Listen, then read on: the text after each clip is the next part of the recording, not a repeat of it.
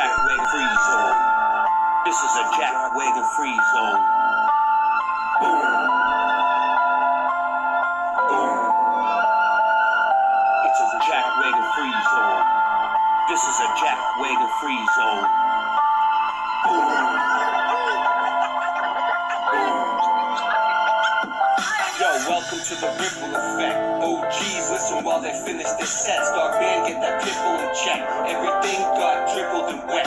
People died a miserable death in the mud like a fish in the net. History ain't even correct. Free your mind from the prison they set. We're trying to get your vision correct. It's a jack-wagon free zone. This is a jack-wagon free zone. Boom. Boom. Bricks melt past 1080 degrees Celsius on the show with the guy they call Steve. Band's cool like the wind and the breeze. Earth melted and all the mud freeze. Bake you up like a kick in the knees. Glass streams, we hit in the trees. God bless you like when we sneeze. What's the difference between a pyramid and a conical roof? Just listen to Jen if you want to know truth. Stick around and she'll show you some proof. And everything you learn, just shout from the roof. My name is Ray, and it's me in the booth. It's a jack-wagon free zone. This is a jack-wagon free zone. Boom. Boom. It's another component that was on the grid system. Big brother ain't so big now, more like my kid's sister. If you ever want to show a picture, Jen, I'll sit with you. Go make her taser happy, that taser's happy. I used to spend the days cutting class, puffing haze in my grades and crapping. In the back of the class, Ray was napping. It's a jack-wagon free zone. This is a jack-wagon free zone. Boom.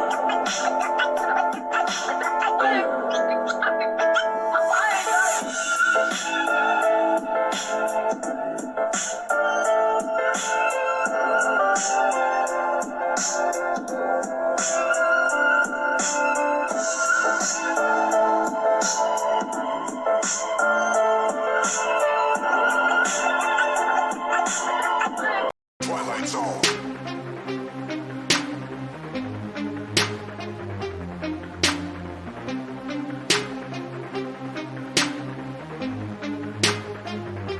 We're living in the Twilight Zone. We're living in the Twilight Zone.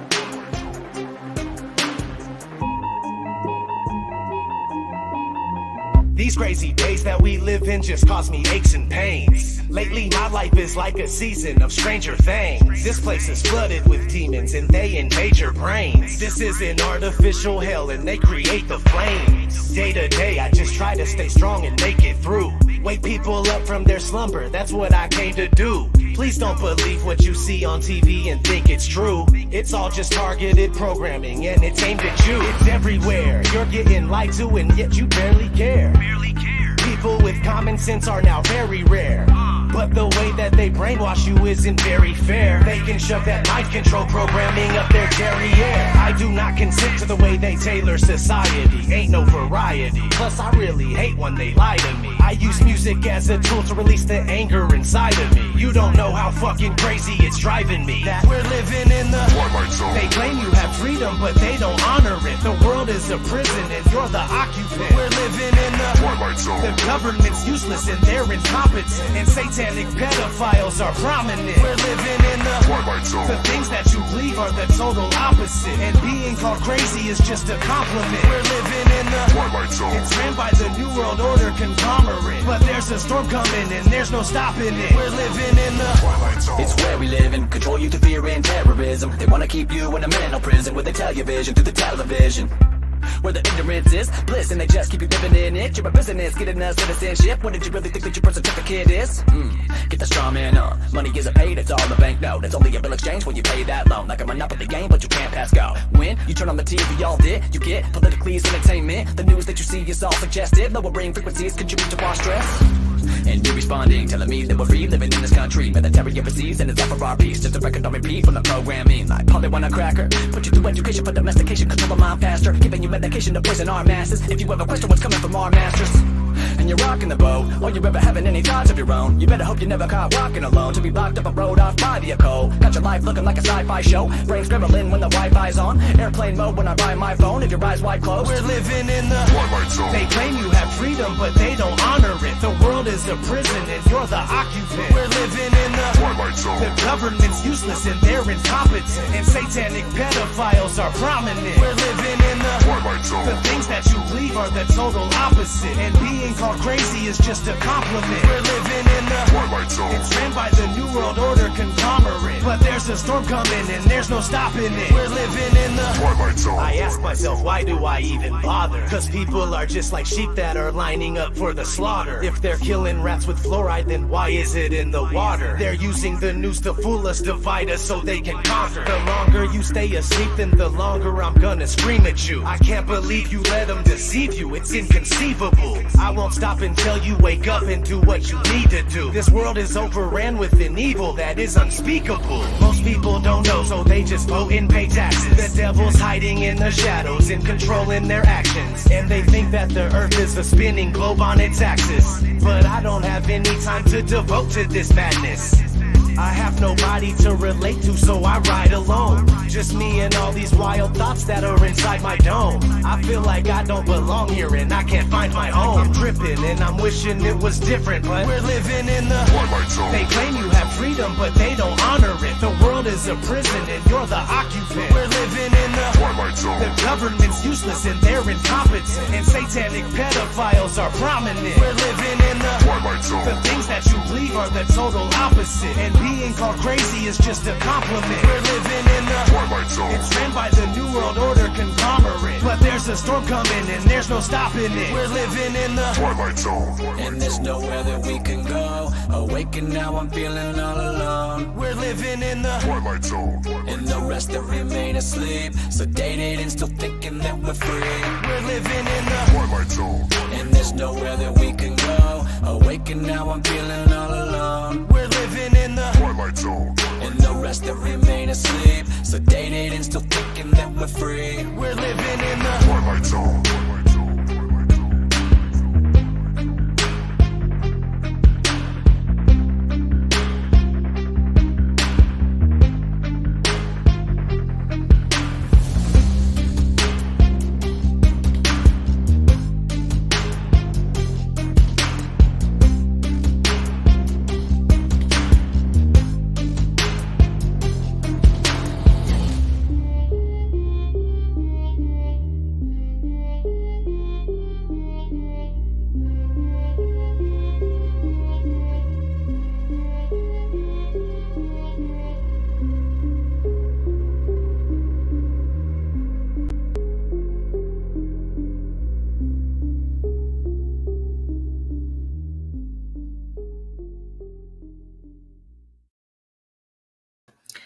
What's up, guys? Welcome to the show. I have Shapu back here with me again this week. Let's bring him in. Hey, Shapu, how you doing? Hi, Jen. Hi, everyone. I'm doing fine. Thanks for having me another time. Absolutely. I wanted to do like sort of a continuation of the show we did the other day, which, by the way, is over 2,000 views already. And just like I only have like 415 subscribers on my channel. Weird. But we really knocked that one out of the park and everybody loved it. Yeah, it was a pretty good show. Yeah, and we have a lot more to add to that show. This is basically like a part 2. We're continuing on with everything that we're learning as far as the symbolism goes, and we're starting to realize more and more what they've been telling us this whole time and all this artwork and symbolism and stuff. We really got into the Arks and Noah's Ark and these prison ships, which weren't prison ships at all. They were actually delivering people and taking people to different locations, safe zones, so that humanity could start over again. And we have a lot of more interesting information about these supposed arcs that everybody seems to have a story about all around the world. Wouldn't you agree? Yeah, it's crazy. There's more than one. That's for sure. Yeah. Yes. And I was just watching the 2012 movie the other night with my husband. And let me go over here to a screen share real quick. Let me see here. Maybe I don't have it up. But if you look up 2012 movie and then the Arks, this is what we're going to come up with, which looks a lot like what we've been, hold on, I didn't get ARK in there. Let me get ARK in there. A-R-K, there we go. These Arks look a lot like the Arks that we've been looking at. Seem to be totally covered and waterproofed for the most part. Yeah, See, like it's much you larger. said, it needs to be. Yeah. There's Needs more to than be. one Ark in the movie. There's actually about 4 of them, at least 4 that they mention, which gives more credence to the fact that we're surmising that there was more than one Ark. Now we know of Noah's Ark, but there's flood stories all around the world, and they all have their own Ark story. So clearly there was more than one Ark to help take these people to their safe zones, to survive whatever type of flooding was going to take place. And apparently, you know, they knew that there was going to be an issue with things. They knew, they were prepared, and it was available knowledge that they were able to build these ships in a timely fashion to be able to save people. Where, you know, I don't think that they just inherited these ships. I think these ships were prepared and meant to go and be able to tackle this type of environment with as many people on board as possible. Yeah, it needs to be more than one because there's a lot of people and lots of animals too. So Absolutely. You know what? I've always wondered about that with the whole Noah's Ark thing, because they say, well, you know, you had all these animals, but only like 8 people were on board and stuff. And I'm just like, none of this really makes sense. And the variety of animals that there are around the world and stuff, there's no way he fit all that on his Ark. So he's just, there had to be more than one. yeah, just like it just went to my mind, like the seed storage that they have like in Norway. I think it's called the Ark or something like this. It is. It's called the Ark. Absolutely. And I forgot to mention that before, but I did read that just recently. Yeah. So what we're going to wind up getting into first is something that I showed on on with me and Steve when we had a show going, where it's this Russian Mason who actually draws out the flat Earth and the way everything seems to be working within and without. And Shapu, we're going to bring that up on your end because I think it'll play better if I let you play it on your side. This way we won't have any problems. Yeah, sure. And make sure you click the volume button on there when we screen share. Okay, great. I'm going to make this big so everybody can see it. And from this point, once we cover this video, which Shapu, we may stop along the way and pause and talk a little. Okay. Maybe. I don't know if I feel like I want to pause. Okay. So so after we watch this video, guys, we're going to really dive deep into what's happening here and what's been hidden from us and what we possibly need to be prepared for here. At the beginning of the video, he shows a CD or a disc.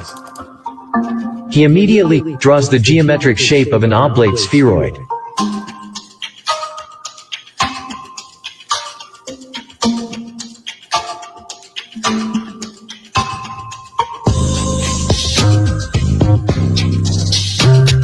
We can see how he separates the oblate spheroid with a disc that has a hole in the center.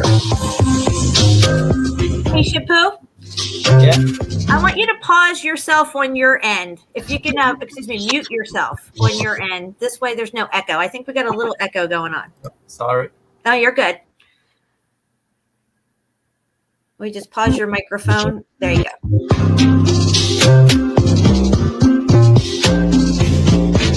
Then, below, he draws a circle with a swastika inside and immediately paints it completely black.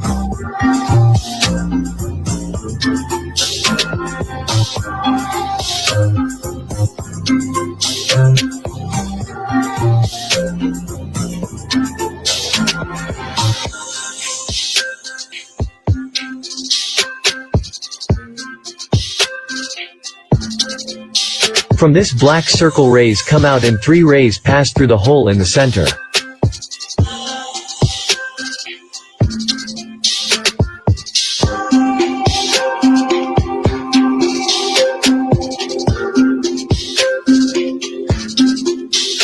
Below he writes, still,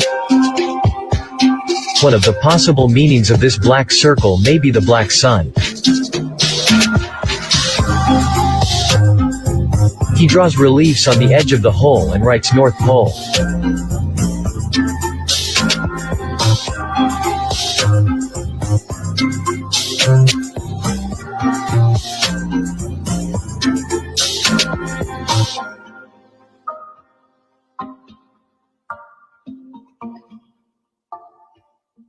And above this hole inside what would be the celestial vault he draws a star, the polar star or Polaris.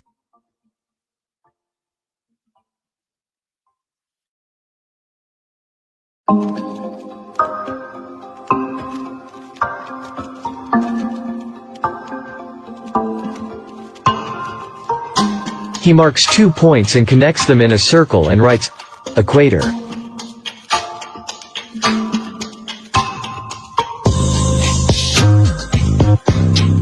He draws 2 lines that go down from the polar star to the 2 points. The lines form a triangle.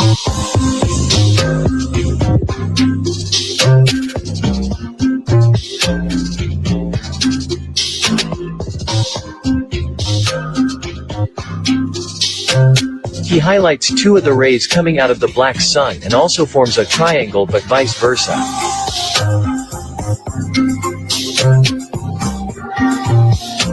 And he writes, as above so below. It's one of the 7 principles of Hermes Trismegistus. It appears on the Emerald Tablet and then in the Kabbalion.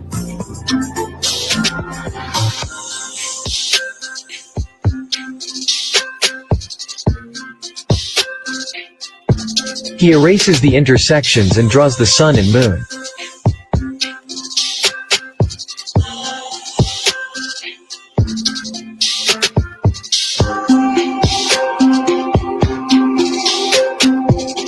Let's pause it.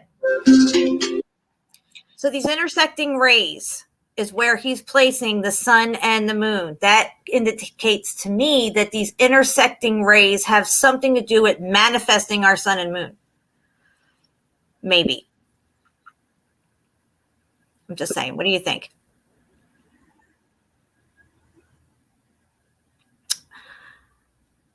All right. Well, yeah, well. I was muted. Yes, you are. It's okay. I mean, so what do you think, with the intersecting ray lines? Do you think that energy point may be what's controlling, keeping them up there, going around in their, or maybe even manifesting them themselves? Yeah, that's the points. It's the place where the sun actually, I guess it's the height of the sun. So right, it could be held at some point with some kind of frequency. You know, like yes. You could see the water floating in the sound. Did you ever see that video? Yes, I know what you're talking about. Probably the same kind of way. Yeah.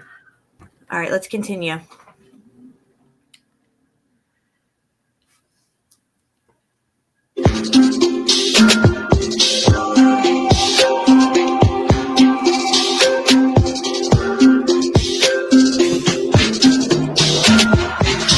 And he makes a gesture of rotation.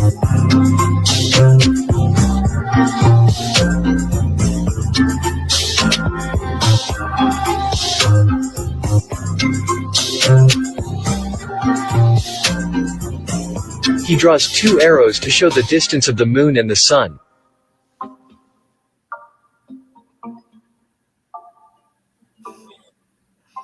Both are 3,300 miles or 5,310 kilometers away.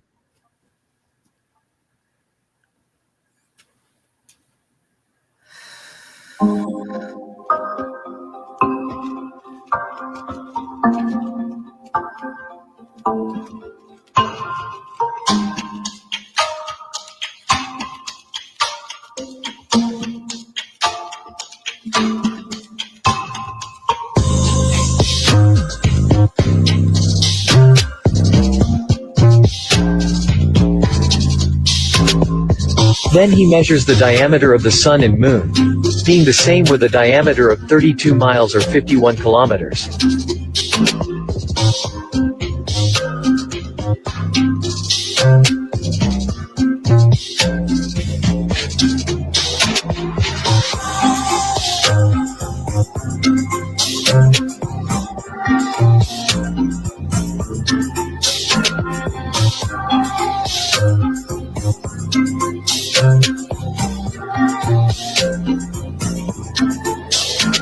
He draws continents on the surface and on the other side as well.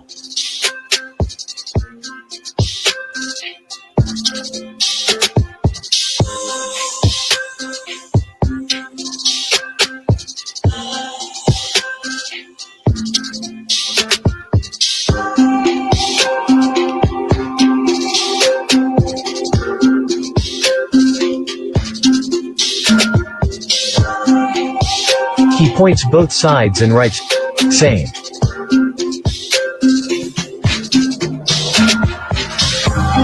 Below he writes summer land.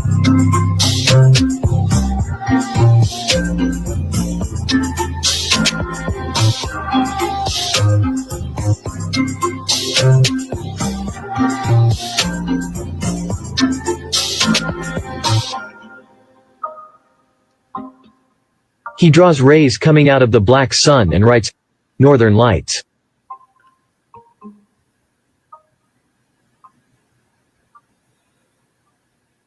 The center of the drawing is equal to the Mason symbol, which is a square and a compass.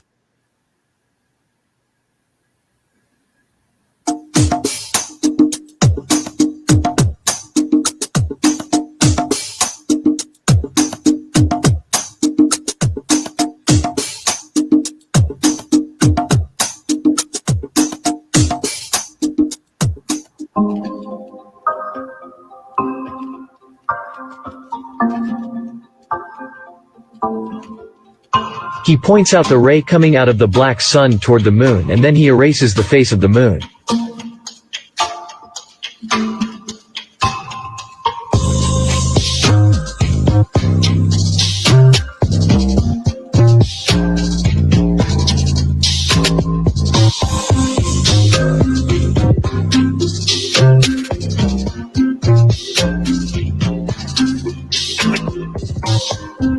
He makes signs explaining that the sun doesn't light up the moon. Who does it is the black sun.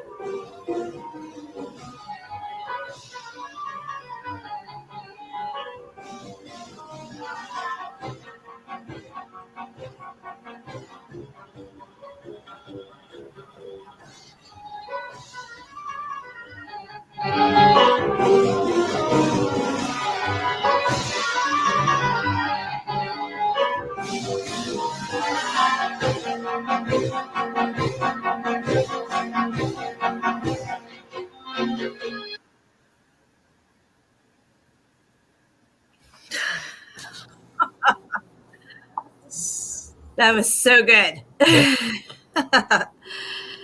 So let's come off this screen share here, and let's talk about this. So what do you see happening here? Do you think that black sun is creating what we see as the moon, or it's creating the phases on the moon? I don't know if it's the black sun that creates the phase, but as he showed, the black sun probably is what is Polaris. It's the light from this sun that we see reflecting on the dome, maybe. That's why Polaris is always at the same place. Polaris doesn't move, but the sun does move. The moon does move, but Polaris, and the black sun is still as well. It doesn't move. Yeah, and then the black sun is still, right, just like the Polaris light. So now, if they switched if there was a pole shift where they tell us that north and south reverse themselves. North would be Polaris, the center. South would be down in the black hole where the sun is, the black hole sun. That's why they call it that. Yeah. And if there is a cyclical nature to this event that takes place, which they like to call Nibiru, that comes around every so often, this red planet, this second sun that we see in the sky, is most likely this what they call the black sun, could possibly be coming up from beneath. Okay. And then Polaris would be coming down. This would look like more than one planet in the sky too. It would look like sometimes 2 or 3 suns, right? Yeah, and we're going to get into the that. two coming down, when Polaris coming We would down, have our the light sun, will change, you would have Polaris, and you would have the black sun. That's 3 planets. And we have proof of this in paintings and drawings. And we're going to show you this, guys. But follow me here. This is X factor stuff that we're talking about here. This could possibly be what caused the meltification of everything that we see, but not just one. I am revising a little bit how I'm thinking about the X factor event. I have been told before by other people that they think there may have been multiple X factors. And I said, no, there was only one. But looking at this new information, I think there may have been more than one, possibly 5 so far. And why I say that is because they talk about the Kali Yugas and how we're in like the 5th cycle of Earth, right? That there's these destructions that take place from ancient times and stuff. They've written about it. But so what we know about Nibiru, at least when I was really into it back in 2009, and I did crazy research back then because I was still in space and I thought this thing was real. But now I understand that Nibiru is not some outer space thing. It's actually an inner space thing. And what happens is, now what they tell you with Nibiru is that it's a cyclical thing. It comes around every 3,600 years. And then somebody had come out and said, no, that's not right. It really comes around every 360 years, which I thought was very interesting back then when I heard that information, but I didn't know what to do with it at the time. 360 years to 400 years ago puts us right at an X factor event that took place right in around the 1700s. So what they said about Nibiru was when it supposedly comes into our solar system, our ecliptic plane, which is an ecliptic plane in space, it's our flat plane. They always had mentioned Nibiru coming up from the bottom of our ecliptic and showing up in our skies and looking like a second sun, but they would call it the winged disc because it had a cloud around it. Okay. So what I'm thinking is if this torus field electromagnetic plane of existence we're in here has a flux to it, like an in and out, an ebb and flow, up and down, in and out, as above, so below, as within, so without, then these two objects on this type of scale that we're talking about would take 360 years maybe to flip. Okay, so once they're coming up, if this black sun or red sun, whatever you want to call it, is carrying heat with it, I always said this, guys, the heat's coming up from the bottom. If you have a pole shift in the magnitude that we're speaking of at this point, when this sun is coming up from the bottom, it's bringing all that fucking heat with it. This would explain why the ground melted and the buildings melted. But it doesn't happen the same way each pole shift or X factor event, you might say. What happens is with Nibiru, the story was it depended on where the sun and the moon was at the time when it entered our solar system, if it was going to affect us really bad or not. That was the story with Nibiru. And I think that is a piece of truth that was there, but sandwiched in with the space lie. Yeah. See, I think this thing, when there is a pole shift on these cyclical events, sometimes we get it really hit hard and shit gets all muffed up, and sometimes it comes and it happens and then it goes and not much happens. Maybe a lot of volcanoes go off, a lot of earthquakes and everything, a few tsunamis here and there, but we mutter through it, with not too much interruption. Some people don't make out so good.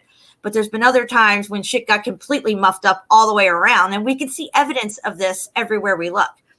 Yes, this is probably what they call the grand solar minimum, or they say that there's smaller ones and there's bigger ones, just like you said. So it correlates with the story they're putting up, Yes. So I'm going to do a screen share right now in light of what we just watched, and I'm going to give you Olaf's description from the Smoky God of what he saw when he was in the interior of our plane. Can everybody see this okay here? Let me see this screen share. Make sure you can see it. Okay, so here he's describing what he sees as their sun and moon and stuff. So it says, the great luminous cloud or ball of red fire, ball of dull red fire, fiery red in the morning and in the evenings, and during the day gives off a beautiful white light. Now, guys, what has happened to our sun? Our sun went from yellow to white. Okay? If you don't believe me, well, here's Obama's logo for 2008. He used the white sun in his logo. There it is. And if you look at our sun now, in the morning, it's fiery red, and in the evening, it's fiery red. And during the day, our sun is now giving off a white light. I am just pointing that out. The reason I'm saying this is because I think we might have already went through this said pole shift and kind of didn't really affect us as much as a destructive way. Maybe it affected us more on a spiritual way this time around. Anyway, to continue here, it says the smoky god is seemingly suspended in the center of a great vacuum within the earth and held to its place by the immutable law of gravitation or a repellent atmospheric force, which I think that's better describes than gravity. Probably as two force, one on the top and one on the bottom to keep him. Yes, like magnets. It's magnetism. Yeah. As the case may be, I refer to the known power that draws or repels with equal force in all directions. There you go. The base of this electrical cloud, he's calling it an electrical cloud, guys. This means this is an electrical event. Or central luminary, the seat of the gods, is dark and non-transparent, save for immutable small openings, seemingly in the bottom of the great support of the altar of the deity. Shapu, you sent me a picture. I think it was a depiction of an altar kind of with something on the center of it under the dome. I thought that fit in right there with this little line that I just read. I was really interested in seeing that again. We'll look at it.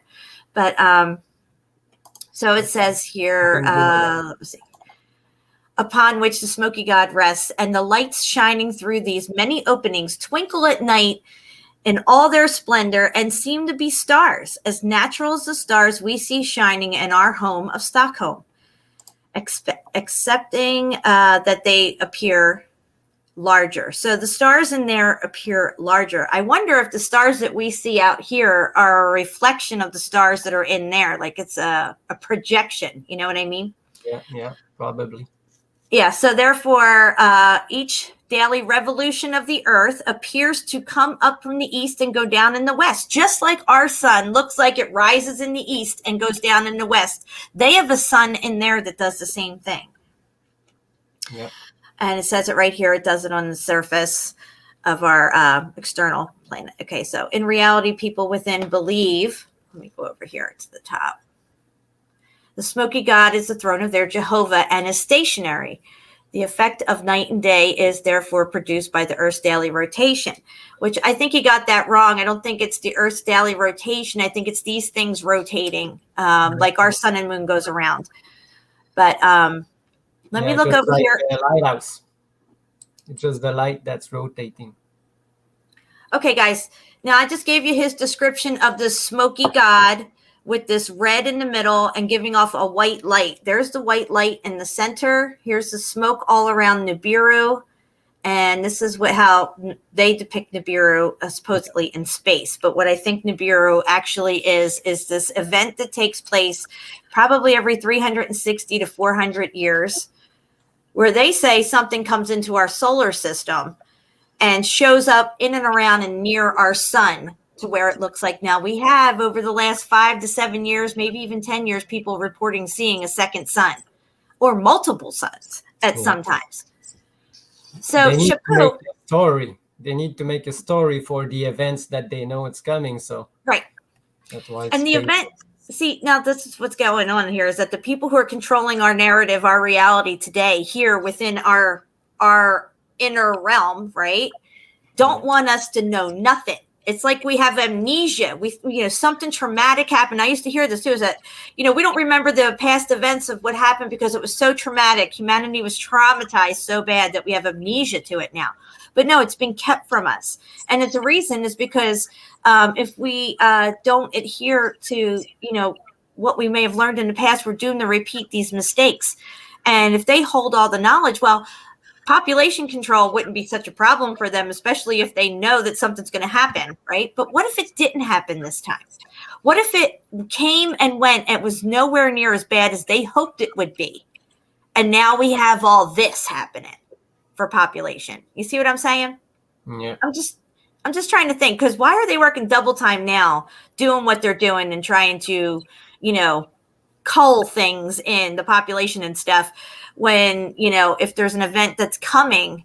Because to me, it seems like it already came this time around. I don't know. I could be completely wrong about that. But the logo with Obama, them with the black hole sun and everything and all their stuff, and all the earthquakes and all the crazy weather events and stuff that we had over the last, say, 10 years, really leans towards, and all these pictures of these suns in the sky. I mean, there's actual pictures out there of 2 suns, even 3 suns. Yeah, but probably something else gonna come, because they're trying really hard to not us to look outside and stay home. And well, it could take longer than what I'm thinking. It may not. It could be maybe take 10, 15 years to transition through this period. You know what I mean? Or even 20 years, Yeah, probably. By the date of events, past events I've seen, and it probably takes something like 20 years for these things to happen totally. Yeah, I'm going to screen share one more time and show something since we just got onto this. Start like at 2012, just say a date. 20 years later is like close to the 2030 that they want to, their plan. So I think that right here it says the flood of 1524 was the first mass media event in European history. That's 1524. That's really close to X Factor time that we're looking at here, guys. I just thought that was interesting, and it has to do with a flood.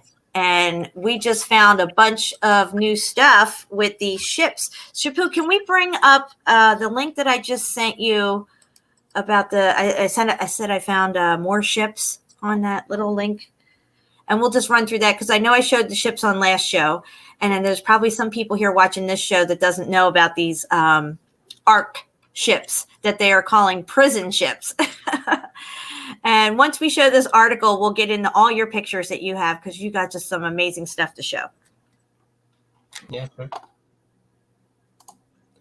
Screen share. Thank you, everybody, for hanging out with us. We have 49 people here. Jeremy's in the house. Rico, Mad Pie, Rob, Boston Ray's in the house. We got Sue Finelli, and I know I seen Brian in here earlier.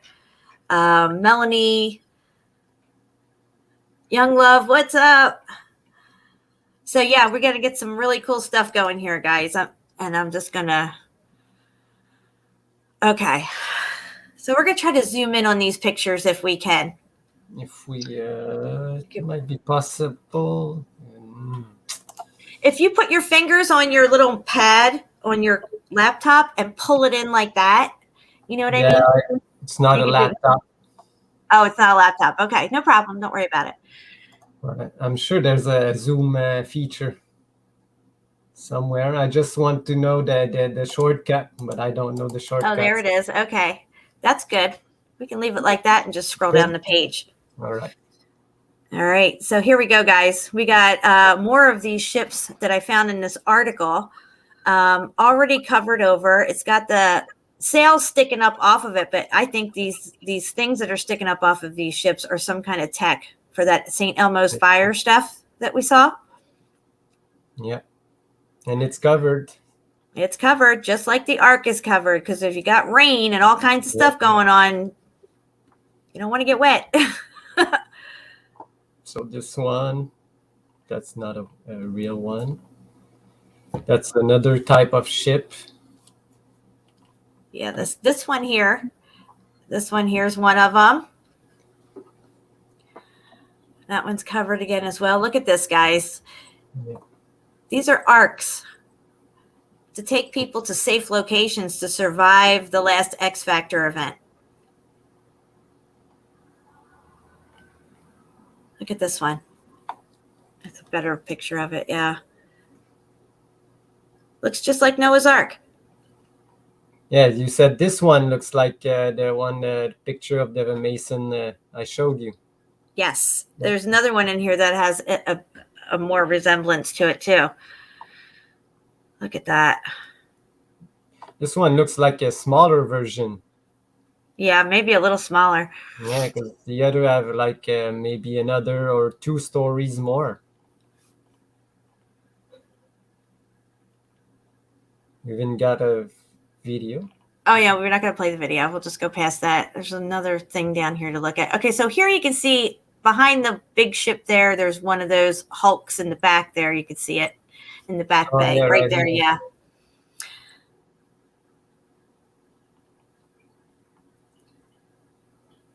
The same Yeah, one. I can see it there. Now that one, Yeah. that one's the one I said looks like it's in your Mason drawing that we're going to show Yeah. here. It looks a lot like it, guys. That's Noah's Ark all day long. I'm sorry, it is. Let's see, it has 2 more stories or maybe just one than the other one, the previous one. Yep. Like this one look has 2 stories. Like this one look has 1 more.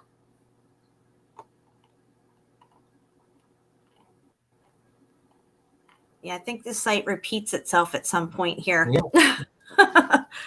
There we go. There's one, I think, that I don't know if they were building it or taking it apart. Looks like they've taken it apart. Yeah, I think they were taking this one apart. Yeah. That's it for end. that. Yeah. So we can, Yes. yeah, we can go over to your pictures that you have and compare this stuff because it just blew my mind with the stuff that you were sending me earlier. We have so much pictures to look at, guys. Okay. I'll have to reshare the screen. Yeah, no problem. Guys, if anybody wants to support my channel by PayPal or Cash App, it's linked in the chat here. This is my full-time job. It's what I do for a living.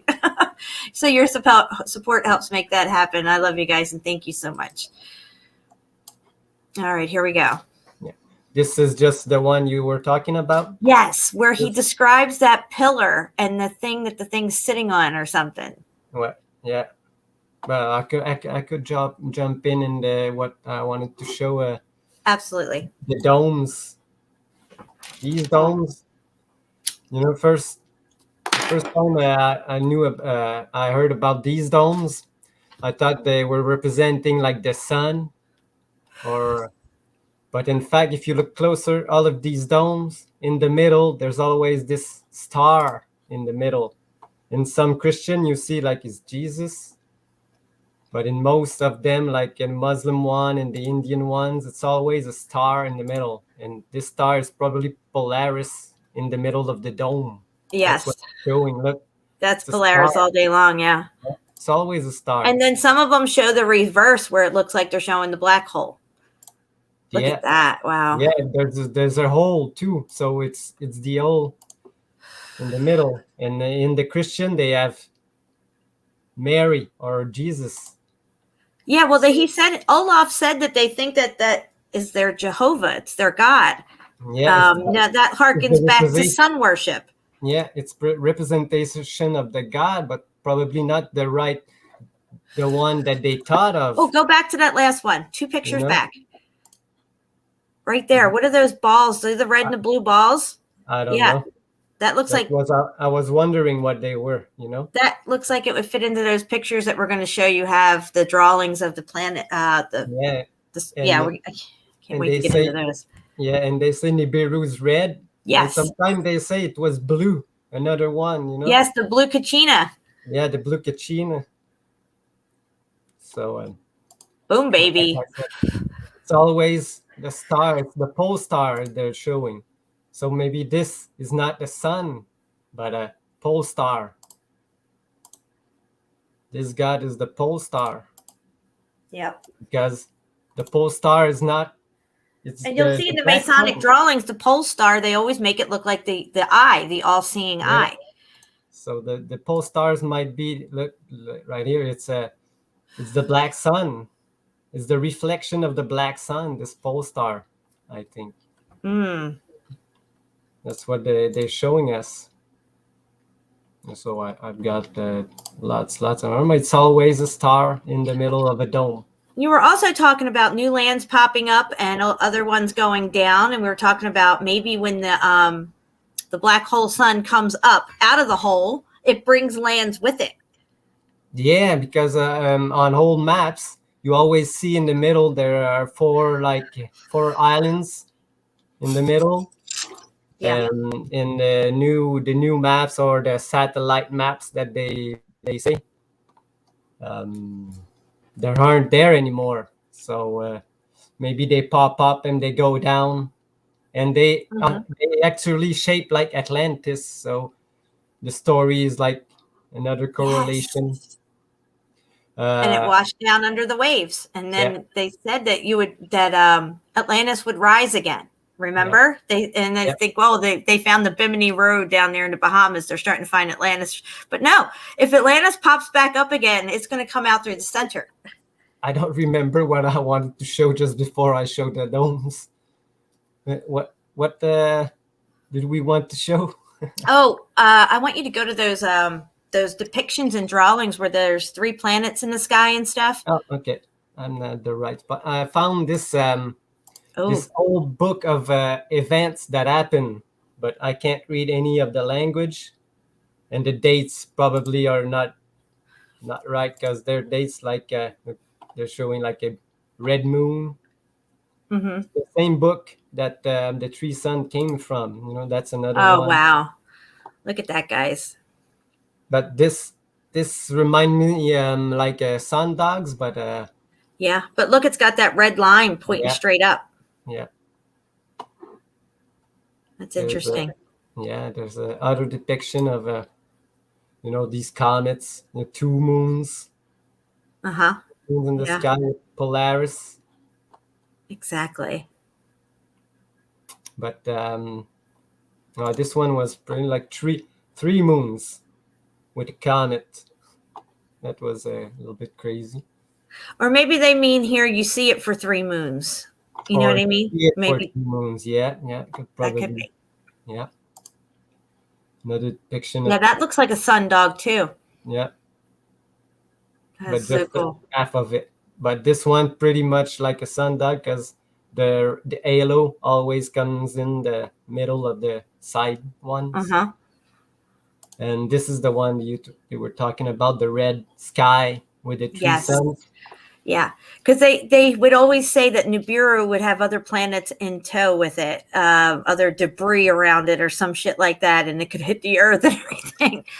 But but in the news article that I found in an old book, it's a gathering of news article from 1700s, and they say that they saw like the 3 suns for about half an hour, and then they merged into one. That was pretty crazy. Yeah, that's crazy. Yeah, I've got this one too. Don't even know what it represents at all.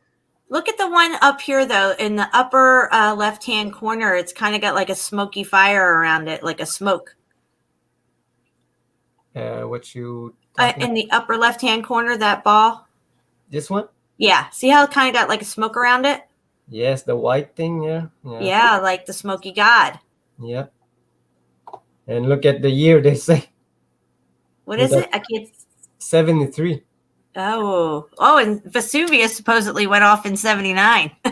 Yeah, but like, look, that's 1527. The other, depicts 1533, and this one, it's just 73. So wow. I don't know what's going on there. Yeah, go back to that one. Yeah, that one. So that would be Nibiru with its little things in tow with it here. But it's not. It would be that smoky god coming up. Like smoke, but this represents like Orion's belt or something. I don't know. The three stars. Could be. Yeah, I always remember them saying Nibiru had some planets around it, like that was coming in with, like it was its own mini solar system. You know what I mean? Yeah. If we could read this language, maybe it will help us. I don't know. It's Latin or German or old world language because can't figure it out. But in this book, there's a lot of different crazy depiction of crazy events. Yeah. And look, the rainbow's involved in that one. Yeah, the rainbow and fire falling from the sky. Wow. And giant merman. I don't know. Merman. You know the locust story. Oh yeah. Wow, these are really cool. Yeah, when I found it looks like some kind of rock, but maybe that's not. Look, it's a black sun too. It is. Maybe that's like wormwood. Yeah. And I don't know this one. What's that? A giant boat? Giant boat. Someone coming out of the boat, feeding the fish. But I don't know what this guy's doing. Spraying under a bee's nest. Beehive. Giant fruit. I don't know. It's the land of milk and honey. Yes. Again, the rays from the sun. You know, they did mention something about red rain too when Nibiru shows up. That sometimes there's this red rain. Maybe because the light of the sun is so red that the rain looks red too. That could be. Yeah, but look at the cities behind. They're destroyed or something. Oh yeah, they're all muffed up. And you got some weird stuff like this: 2 lions fighting and people fighting in the clouds. Like I said, I wish I could read what it's saying. And what's the name of this book? It's written. It's Hagsberger Wanderslechel. It's German. Okie dokie. Alrighty then. Yeah. Some This old is map. crazy. Oh, these characters look a lot like the map we were looking at. Yeah, the winds. Mantivana's map. Yeah. And again, look, that's 3 moons crossing. Yeah. Maybe they will merge together, like the sun. Right. Yeah. Wow. This is the type of moons. You know, Steve talks about a lot. He's saying these rays around the moon. Yeah, that looks like what we catch on film when we're filming like Venus and stuff, and we say we can see faces in it sometimes. Yeah. But I have something with Venus, like I said, maybe Ishtar, the old god Ishtar from the Babylonians. Maybe it represents the pole star. But they say it's Venus.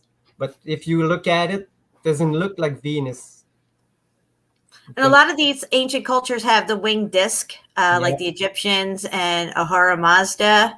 And many others have a winged disc. Now, Nibiru is said to look like a winged disc because of this dust cloud that's on it, around it, or whatever, seems to almost form like a wing pattern off of it. The cloud looks like wings, yeah. Right. Yeah. And all these ancient depictions in these ancient cultures of this winged disc. Yeah.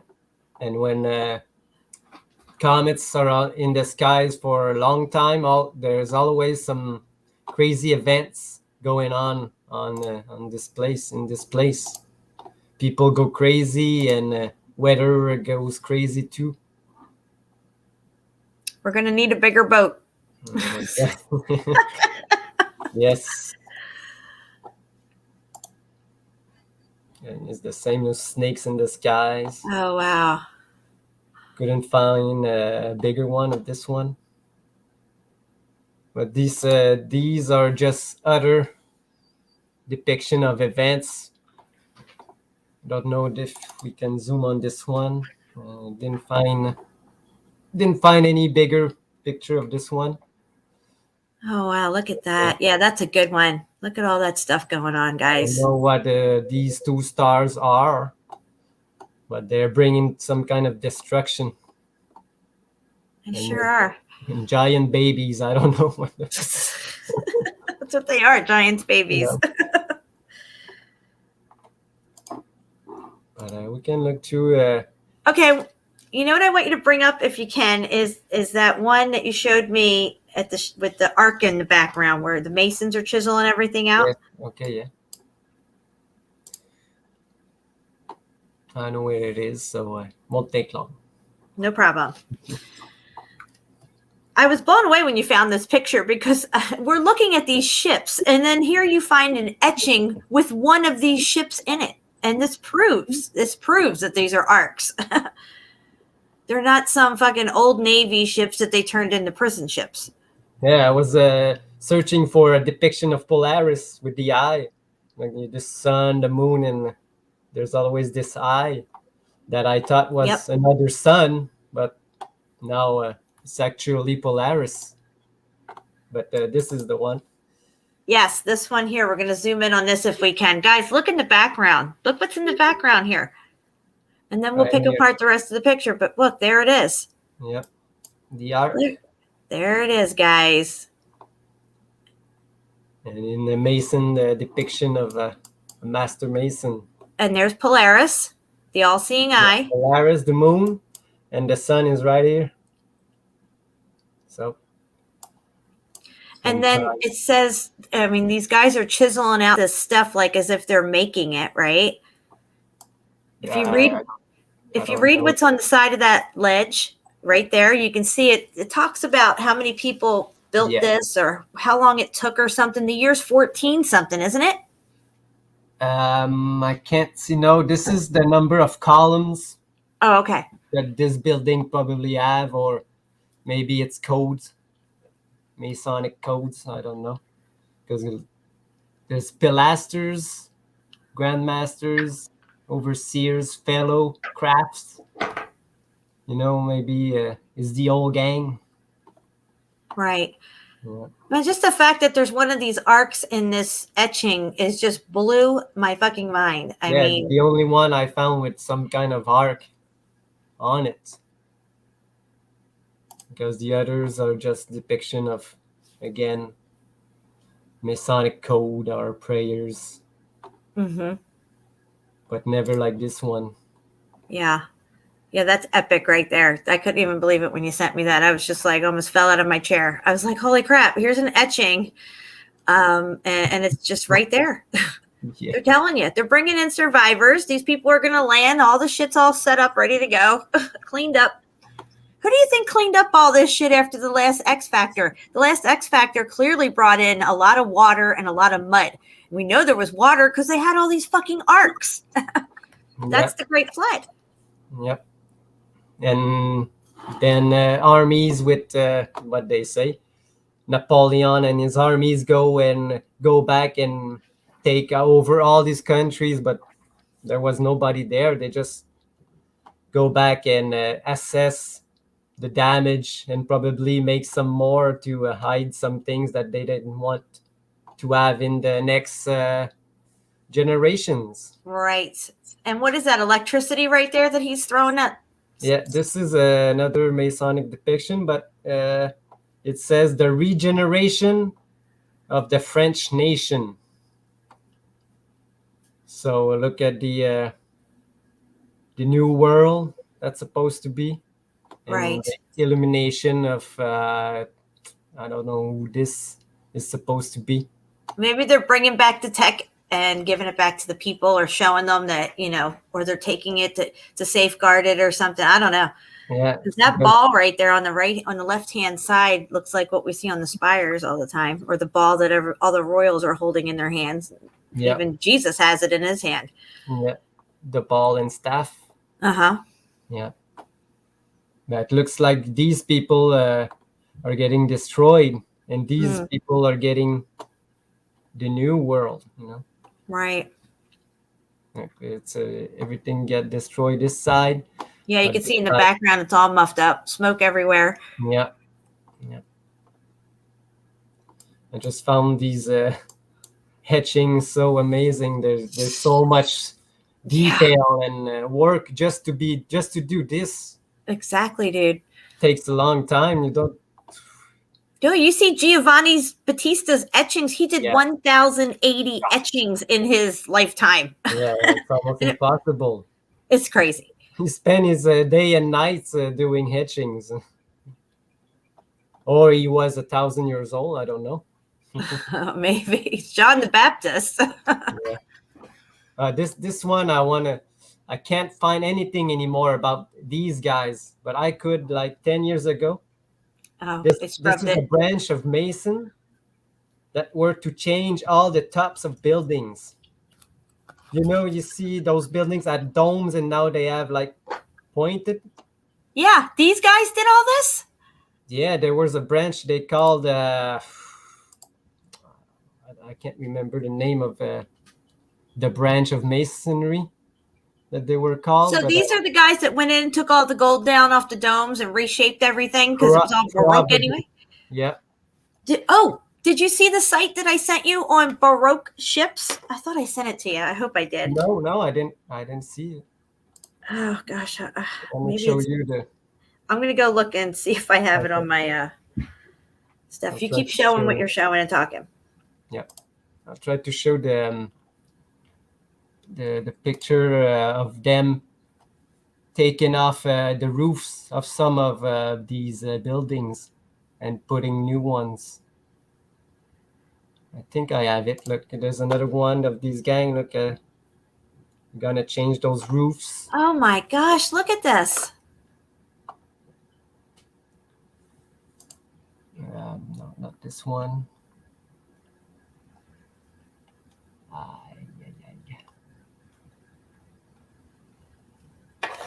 Didn't think it was. No. Where is it?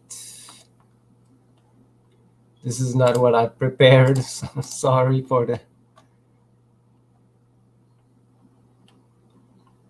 You're good. Don't worry about it. I'm fascinated by these pictures. So you're. Oh, I can't. Why isn't there? I was sure it was in there. This shit happens to me all the time. Man, it's got to be.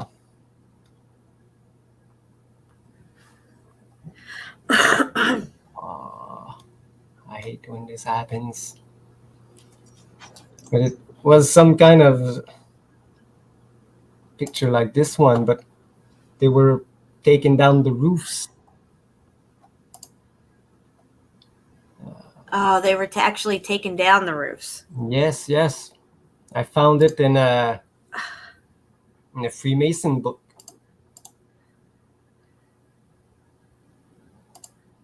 And they were saying the name. This is, I think it's the name. Yeah, it's the art of carpentry. The Ark of Carpentry? The art, yeah, they the call art. it an art. Yeah. Okay, I gotcha. There's an Ark. All right, Shapu, I just sent you a picture in your messages. Can't find. Just to let you know, I think I found an etching of them building some of these arcs. Oh, yeah. Yeah, we'll scroll in on this and see what's going on in this picture. Here, I think this is them building them. Because the one that's already out in the water doesn't even have any masts on it.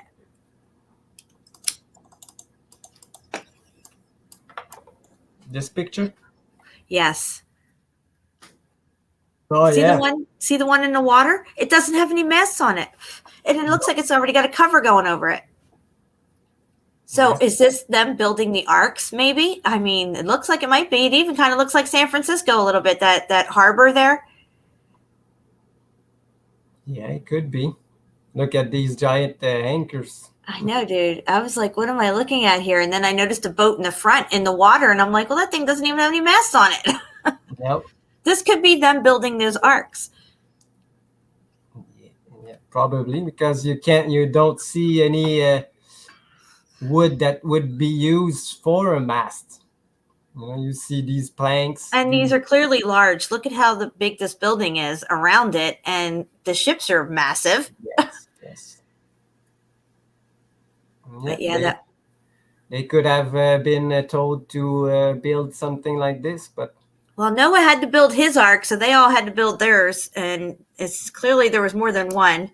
I think this is some more proof that yes, there was more than one, and because this doesn't look like your average shipbuilding yard. like I said, takes a lot of woods to make this kind of ship. A lot of workmanship, a lot of rope. Yes, a workmanship. A lot of everything.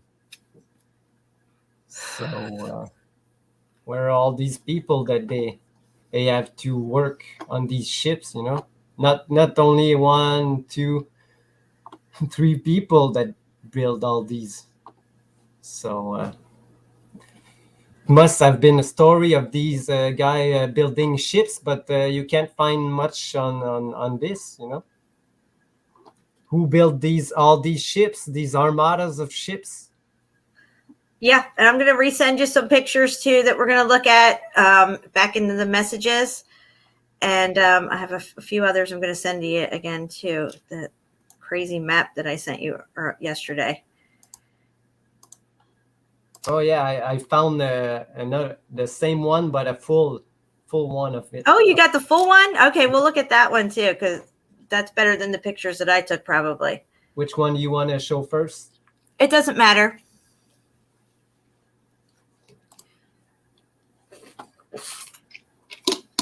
If you look on that map, which we're about to look at, America is named Indus.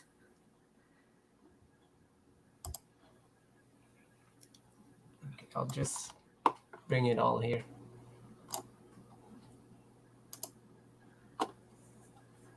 Okay, so this was interesting. I found this. I just didn't know what to make of it, but clearly there's tech going on here. The sun and moon and Mercury in the middle. Or is that Polaris? I don't even know what's at the top, probably. Could be now that... And look at the bottom. He's stepping on wings. I know it says dual nature, but I told you the black sun or Nibiru is depicted as a winged disc, and that thing has wings at the bottom. That would put it underneath our plane with the sun and the moon above it. And it's just crazy depiction. Yeah, and Polaris sounds like polarization. And they also call pole shift a red shift, and there's a red sun that supposedly comes up. Red and blue. And the middle is Mercury. Mercury is like the transformer that takes the energy and puts it out. So it could be the same thing as Polaris. But we have... Okay, so this I thought was interesting because you see the world above, and then below you see all these columns. Yeah, I didn't see that on top. Yeah, it's pretty crazy, right? Yes, that's the old world, and this is where we live now. Right.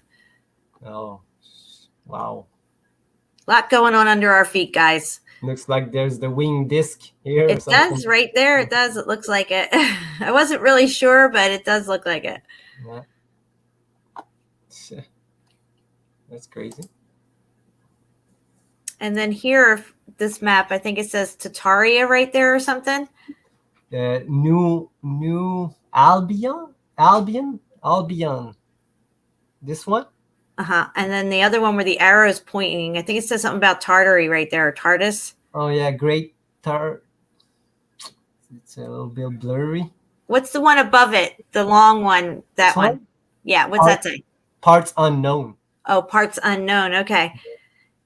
So it seems they renamed everything, guys. Like we said before, everything had a different name in the old world. They came in and renamed everything. This one was interesting. It's got a J, 6. 36. 36. Instead of a 1. Yeah. You see that a lot. The I or the J.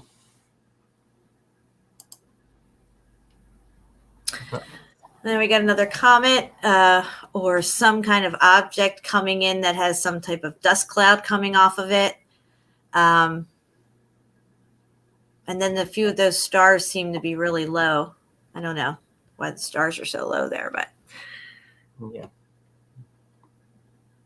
I know comets or something. Yeah. This is my thumbnail for the show, guys. This is China.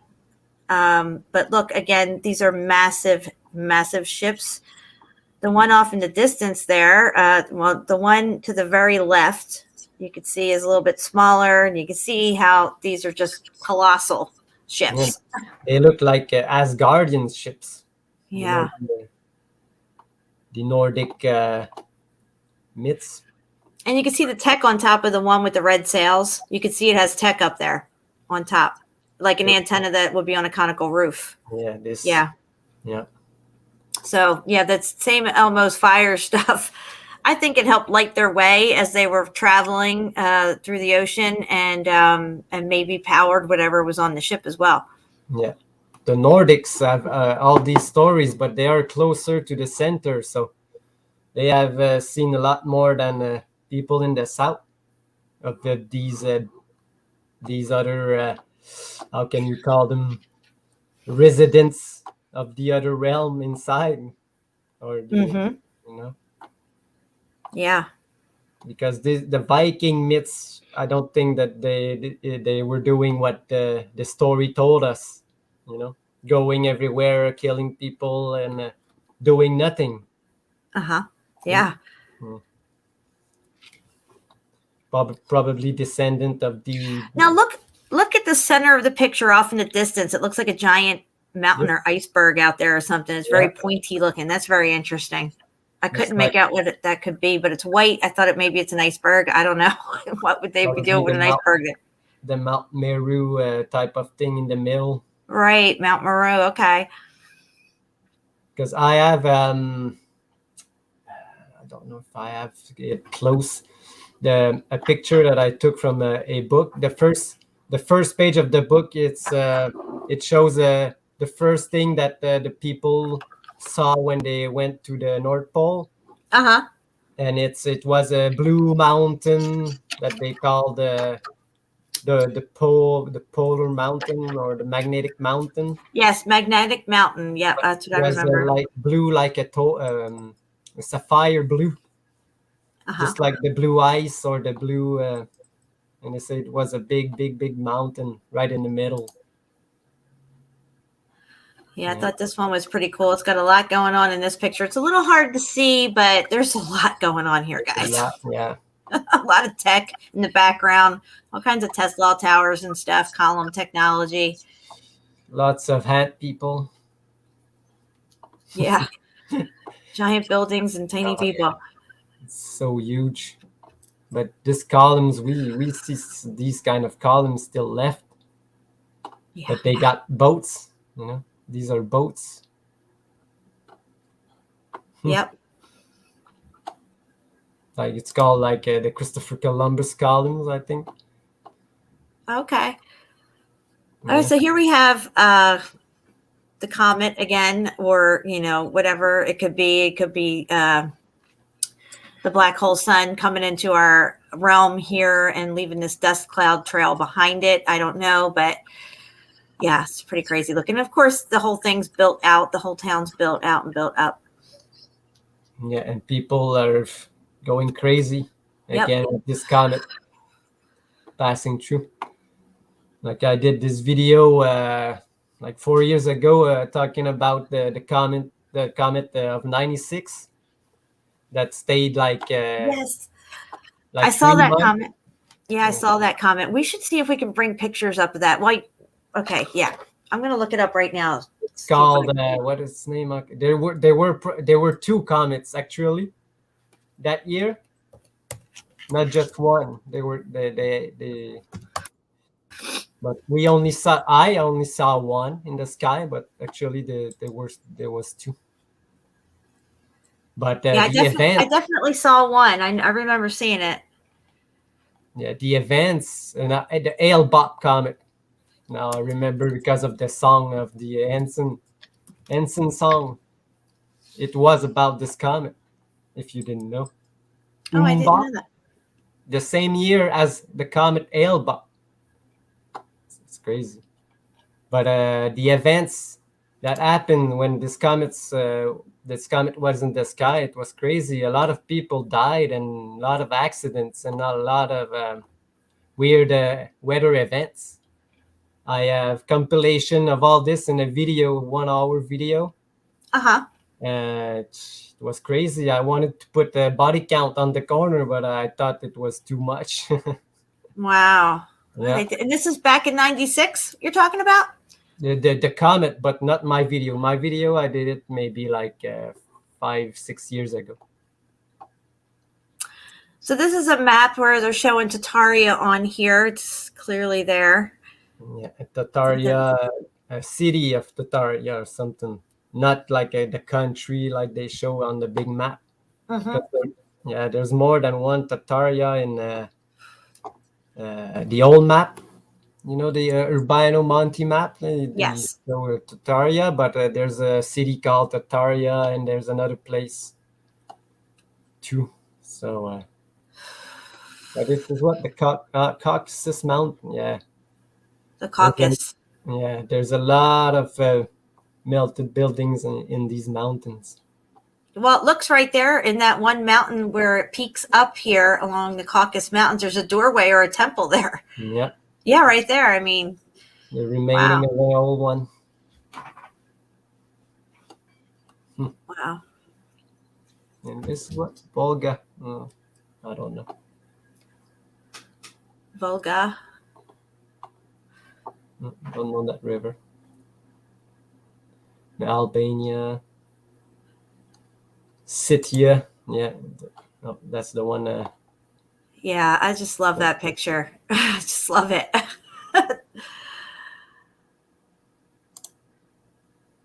That's that's the one, the other one that I sent you. You can see that.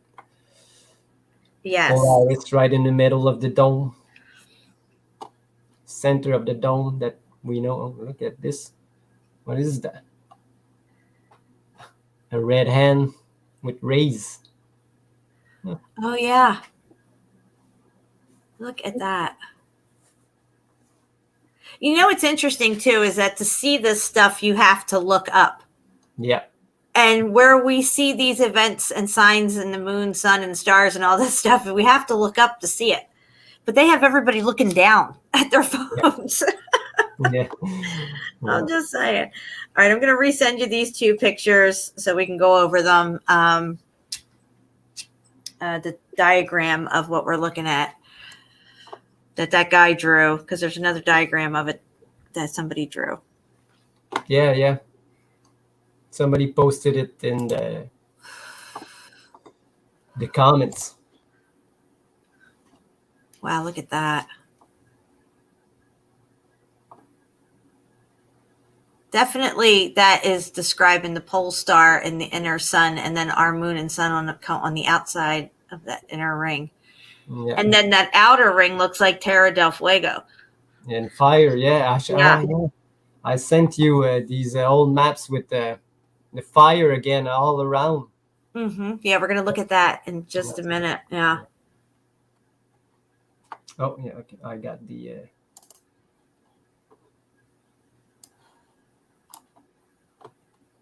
Okay, yeah, guys. This is kind of just like what that guy drew in his little video. So it's as above, so below. And what came to me earlier, and I don't know if it's true because I have never been to the inner earth, but I feel like it's almost an exact replica of what we have on the outside as far as like maybe the land masses and where things are located and stuff, that it's like a mirror image of our world, but underneath of us. Through a crust that's probably maybe 300 to 600 miles thick, maybe even 800 miles thick, but the equal and opposite of our world on the flip side. You know that they used to say like it's the reverse, like under that where we got like the land, but under is the sea, and where we got the sea, under is the land. And they call Australia the land down under. Yeah. But I don't think Australia is the land down under. I think it's the land over and out, because it seems to be on that Montebano map that Australia is part of that ring of land, and maybe New Zealand's one of the the outer land masses on the outside of that ring. So I wonder if anybody from New Zealand has ever gotten into a ship and sailed away from the ring and went further out into who knows what else is out there. You know what I mean? Yeah. Because they're right there. They could very easily travel somewhere to whatever's beyond New Zealand, Yeah.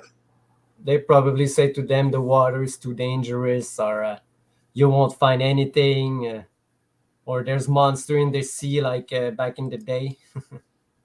Yes. Don't go there. It's scary. It's scary. It's frozen. You don't want to go there. No.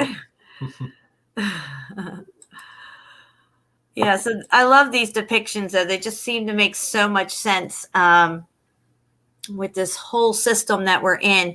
And we don't see it in motion when we look at these drawings and depictions. But when you look at a torus field, it's flowing. It's flowing in and out. The energy's flowing in and out. And there's certain things and cyclical things that take place in this flow. And it seems like there's definitely some sort of cyclical nature that's taken place with all these destructions and natural supposed disasters recorded with great flood stories and everything.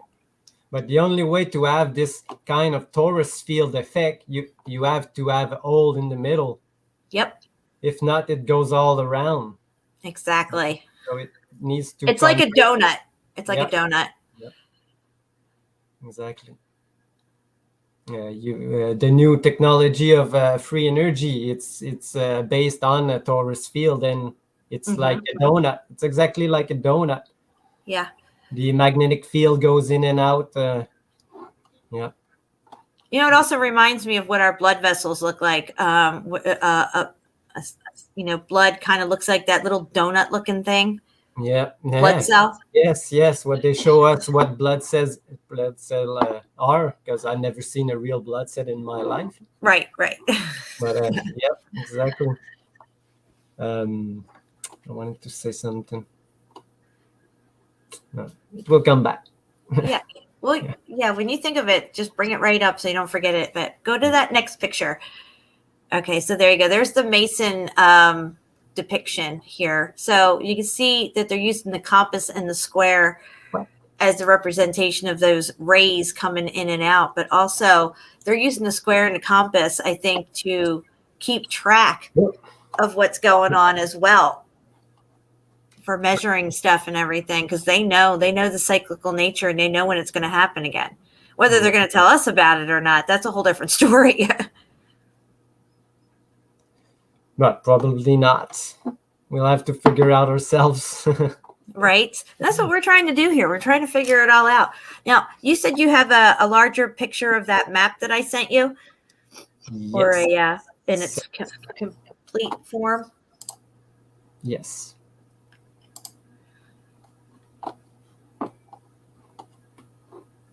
Yeah, Africa was shaped kind of strange on that map, too. It was kind of weird how it was jutting out on the one end. Was wondering if I already put it in my map folder. No, Oh, you got so many good maps. I've got so many maps, you want to say? Oh, sometimes, like last time, I was trying to find only one map, and I had to go through all my maps to find it. Well, if you can't find it, we could still bring up mine. But if you can, that's great too, because you have probably the whole picture. Yes, I know I have it. It's not far away. Oh, and there's something else I wanted to show too. So I'll send you. This is one. Yeah, look what I say. Ishtar. This is the three goddess. This is Ishtar, the sun, and the moon. So Ishtar cannot be Venus. It has to be the pole star. Yes, you're right. So, and the pole star looks. This is the depiction they do of the pole star, and I want to show you just while we're here. Yes, it always has 8 points on it. The pole star. Whenever you see anything that's represented with 8 points on it, that's always representing Polaris, guys. They say to us this is the presentation of like the sun, but look, it's the same shape as the pole star depiction. Yep. And you, wow. yeah, and you see Mithras, they say, he's the god of the sun, but if you look at it, it looks like more like a star than the sun. And in the middle, again, we think it's the sun, probably just a star in the middle. Again, the sun is right here, so it can be this. The fire. Oh, yeah, fire. Yep, the fire, Terra del Fuego. The Ring of Fire, guys. Where have you heard the Ring of Fire before? Because they tell us all the time about the Ring of Fire.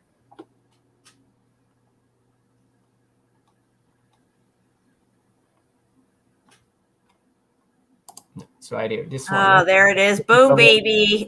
I knew you'd find it. So I don't know if you can scroll in on this, but definitely America has a different name for sure. Yeah, Indies.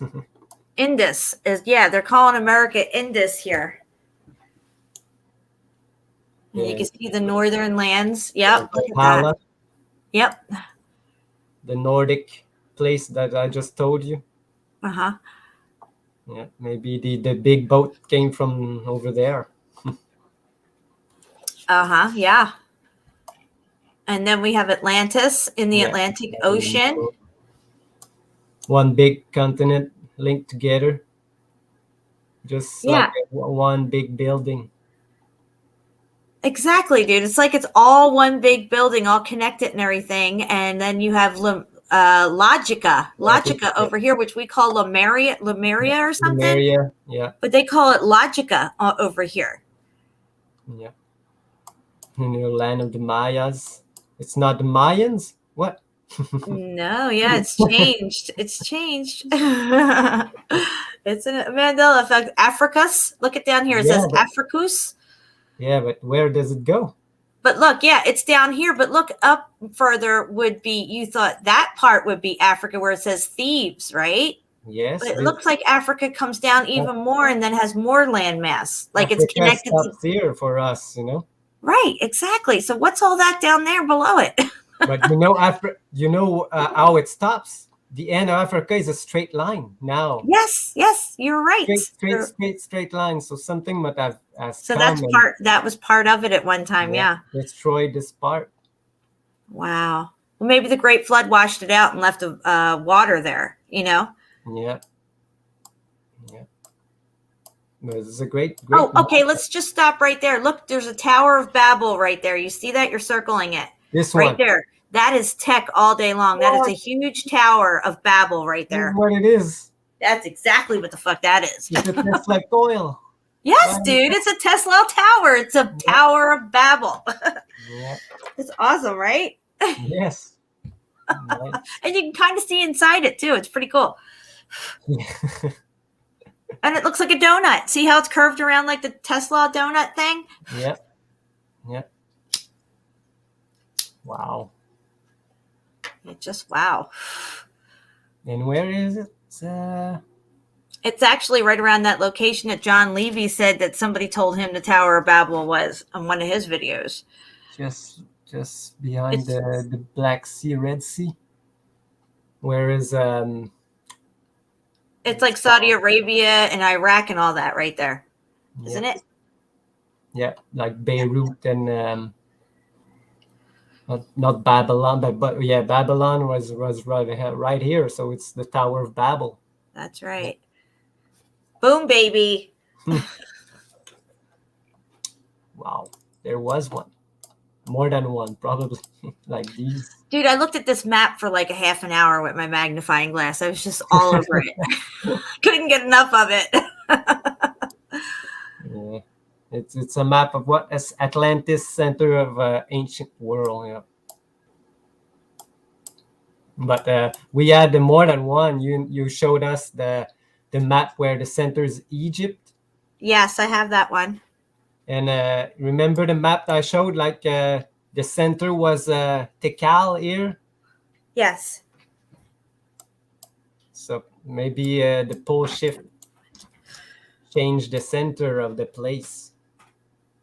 Well, they were talking a few years back, maybe like 5 years ago, that North Pole was on the move, and they still mention it once in a while. Yeah, they say there's more than one pole too. You know the true pole. There's a magnetic pole, and there's another kind of pole. But again, it's probably just to derail us, to confuse. Yeah. Yeah. No, It's so cool. There's a lot of stuff. A lot of stuff. I love how they bridged Atlantis to Africa and stuff and got these bridges and everything. Yeah. It's pretty cool. And they're not land masses, they're bridges. Yeah. The only way to have all the same kind of buildings everywhere. Needs to be connected. And then they have the volcano up there in the upper left-hand corner. It's blowing out some stuff. Yeah, this one. What's this supposed to be? I don't know what. This is what, Alaska? Yeah, I guess that would be. Yeah. So this would be like Gog and Magog that in Siberia. There's a town called Magog. Okay. Right over here where they say the Tartarians started. Probably. This is so fascinating. Yeah. I hope you guys are enjoying this as much as I am. Well, are these supposed to be the Moais? Where at? Oh, no, I thought they would be in the Island Stone. I should have put it in Photoshop to clear it a little bit. Oh, it does look like the Moai. The Island Stone something. Yeah, they got the hats on their head like Yes. I think it's the Moai. But the island is much more. It's bigger. Now, I thought that island was over on the other side, though, of South America. I didn't know it was there. I thought it was on the other side. No, I thought it was like this place probably. This is America. Yeah, it's between. No, that's Hawaii. Would that be Hawaii? Yeah. That's Hawaii. And then I thought Easter Island was over on the other side of South America. Between South America and Africa is where Easter Island's supposed to be. Yeah, but it's here. I don't know how that works. This place probably goes to this place. But we cannot. Oh, why are on the move? See, they're always moving around. Yeah. But today we cannot. The only parts we have, it's this part. Did you see the post I did of these islands? That both end have a huge crater. Oh, on Easter Island? Yeah. I haven't seen that video. It's not a video. I just made a post in the group. Oh, okay. No, I didn't see it, but Easter Island definitely was a building for sure. Yeah. And at both ends of the island, there are huge craters. So something must have happened on this island. You got Shangri-La.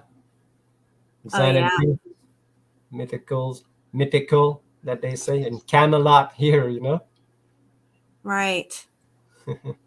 That's so crazy, this map. Yeah, I don't know who's the one who made it, but I've studied all of the ancients'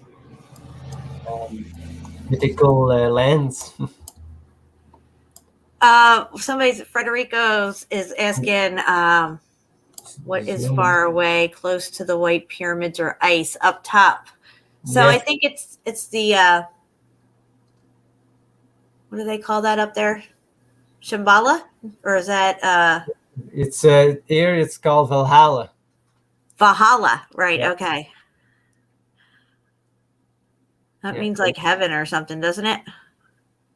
Yeah, it's the great city of the Nordics myths in the middle of the realm, Valhalla, and there's other realms below and higher. That's what the myths say. But it's crazy how they depict the ice like pyramids. Oh yeah, yeah.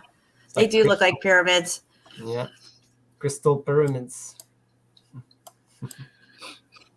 You know, this reminds me, like Rico's saying here, it does look like a playland kind of place. Like, if you ever saw the Exactly. show Brave New World, where they all live in this perfect place, but they come to the savage lands and visit and watch people like, you know, do the things that we do today, like Black Friday, killing each other to get, you know, products and stuff, or like maybe this place was originally some type of place where people came to enjoy themselves and had kind of like an amusement park of sorts, and then shit just all went sideways. Yes, it has to be, because this place is for our amusement, but they changed it. Yeah, they flipped the script for Yeah, sure. the script for sure. But when I put your map that you sent me to find this one, I had to make like a reverse search. They show me this map, and all the other maps were maps of Walt Disneyland. Oh, really? Really? Yeah.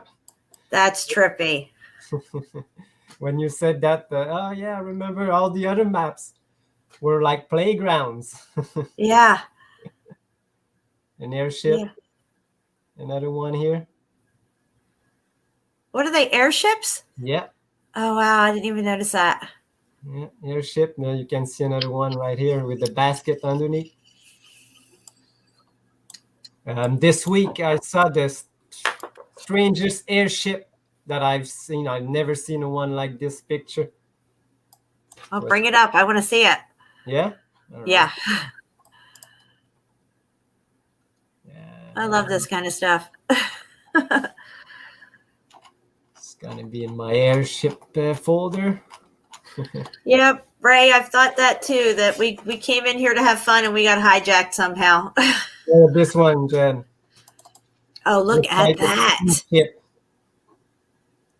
That looks like a flying ark. It's a flying ark. And it moves with these wings, just like steamships. Wow, dude. We were just, and it has that single mast in the center sticking up, just like all the fucking arcs that we see. Yep. Like the steam's coming out here and makes this roll. Wow. I've never seen that before. And look, we got the American flags on it even. Yep. The old one, the rebel one, and the new one, I guess. This one has red underneath, and this one has white. Oh, right. That one flag does have it. I'll have to take a screenshot of that. This is an amazing drawing. Wow. What's weird is that it looks so much like these Ark ships. I mean, if you plop that thing down in water through a few windows on the side of it, we would think it was an Ark. Yeah, probably those the same shape of the steamboats. Yes. With these big wheels. Right. My mind is blown right now. When I saw this one, what? Never seen this one before, because I made a video about airships last year. And you didn't see that one, huh? Nope. Didn't find this one's a new one. Never seen it. I don't know if it's real, but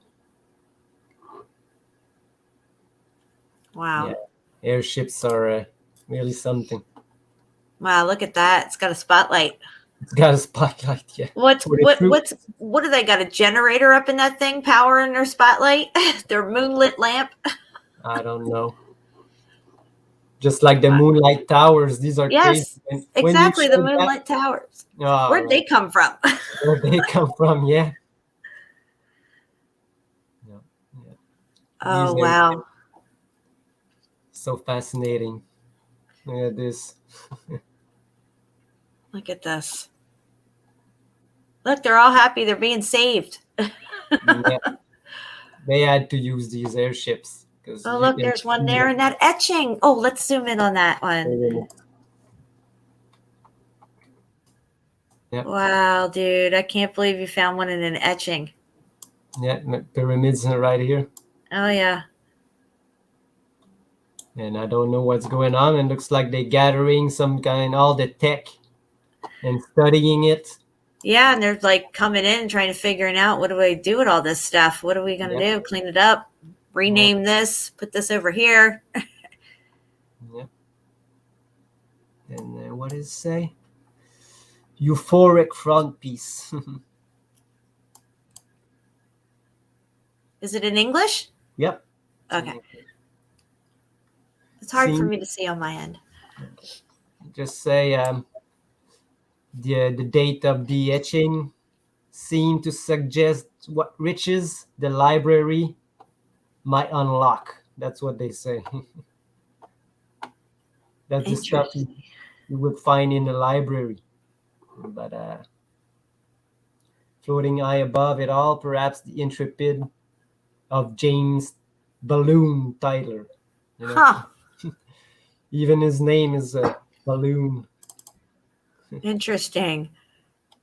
And Look at this. Yeah, this is just a representation on how buoyancy in the air and in the water is about the same. That's how they could figure out the weight they could put on a balloon. And look, you can tell they made it a boat too. He's got an oar, so he could go in the water and ride the wave if he had to. Yeah. So they have to put like the one that they want to go up in the air and try to find out the air they need in their balloons. By doing it that way on a smaller version, right? Yeah, in water. Because it's probably the same kind of They knew the atmosphere was made of water. Yeah. So it has to be the same buoyancy in some way. Wow. Yeah.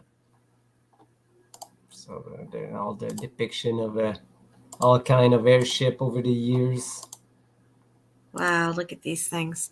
Yeah. There's so many. And the French used to bomb other countries, they say. They used the balloons to bomb other countries? Yeah. No, that figures. Yeah. Look at the fleet. They had a fleet of these. Dude, are you fucking kidding me right now? They had a fleet of Arks. They had a fleet of flying Arks. Yeah. I mean, flying Arks, a fleet clearly they were planning on surviving this shit. Yeah. And they were probably mines, air mines for airships. You know, these kites. Oh, I see what you're saying. So if they flew into it, they'd be all muffed up. Yeah, they can't get close. You know, where in our story they say this to us nowhere. You have to find it yourself. Yeah, they don't ever teach you about this stuff. Look at this thing. This thing is on the water. Is that in the air or on the water? I think it's in the air. Okay, because it looked like it's steam powered. Steam powered. This is nuts. They did everything with water back then. You know, that was the way to go. Even this one. Wow, look at this. That's nuts. Again, it looks like an ark, guys. It looks just like an ark. Yeah, a flying one. And they had like balloon festival like we do back then too.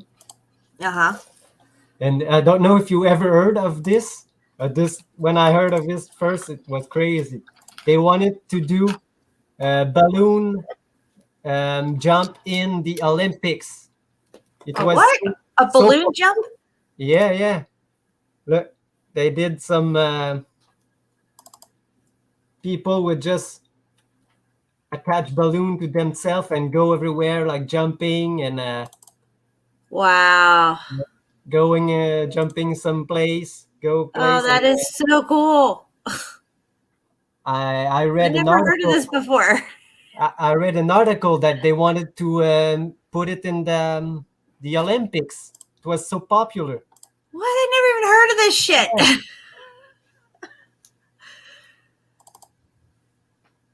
Yeah.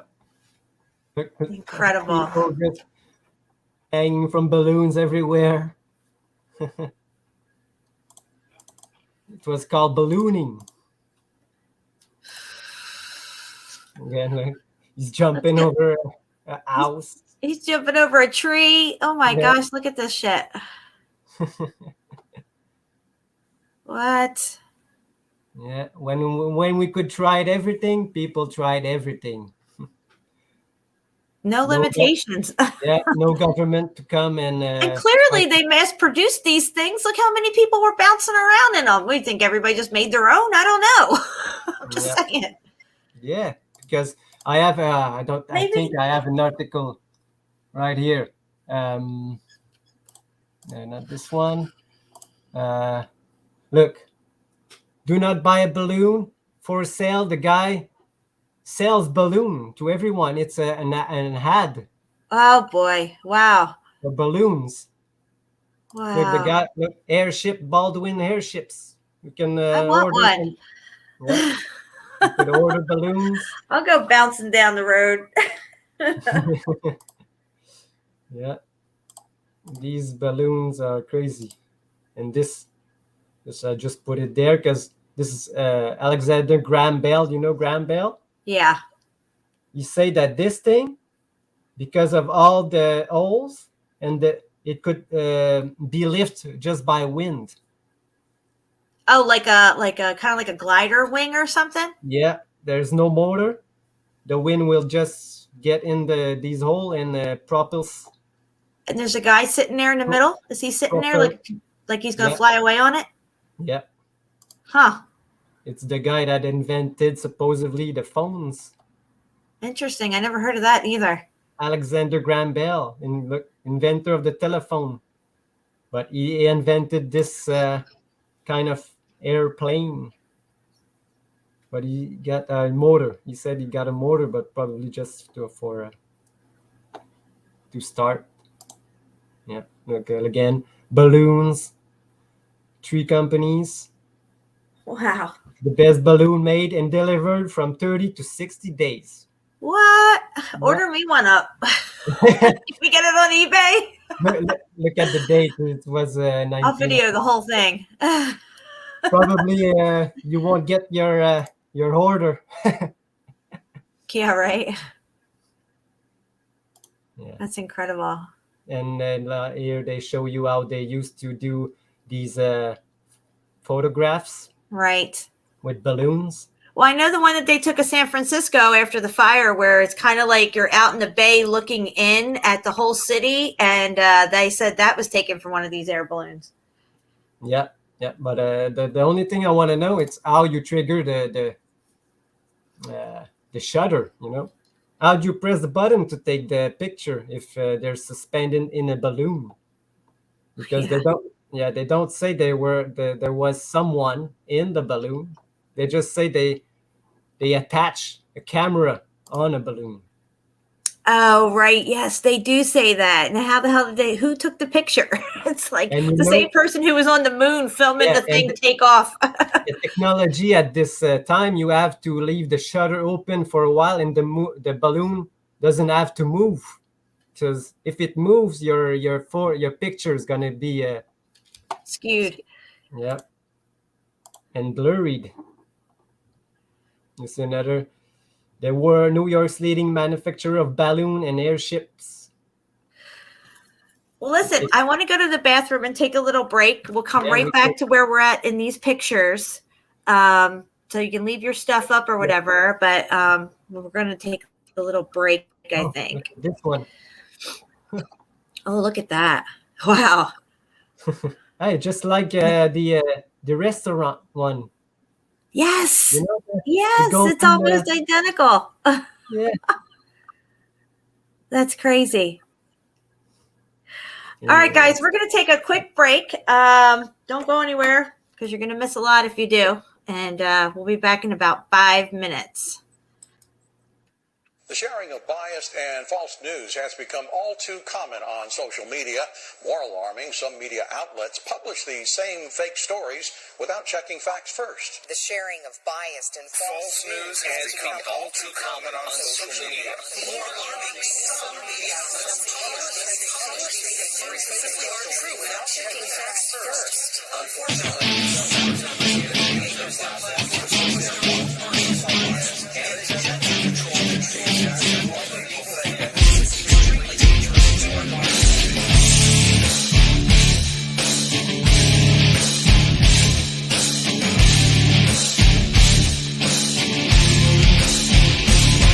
because of you, we're in this mess.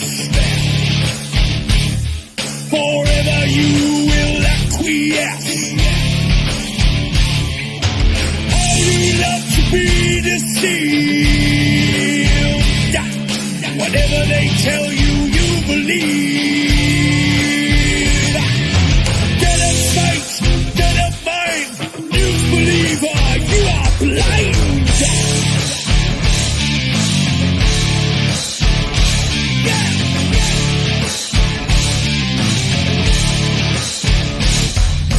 Critical thinker, you are not. Never independent thought. Busting through your paradigm. Hypnotized with pantomime. Regurgitating all you hear. Spread your terror, spread your fear.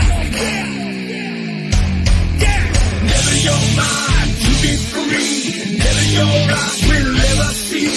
Lick the boot of tyranny, begging for your slavery. They who have remote control, the teens know your very soul. Salute to the great deceiver, television watching news believer.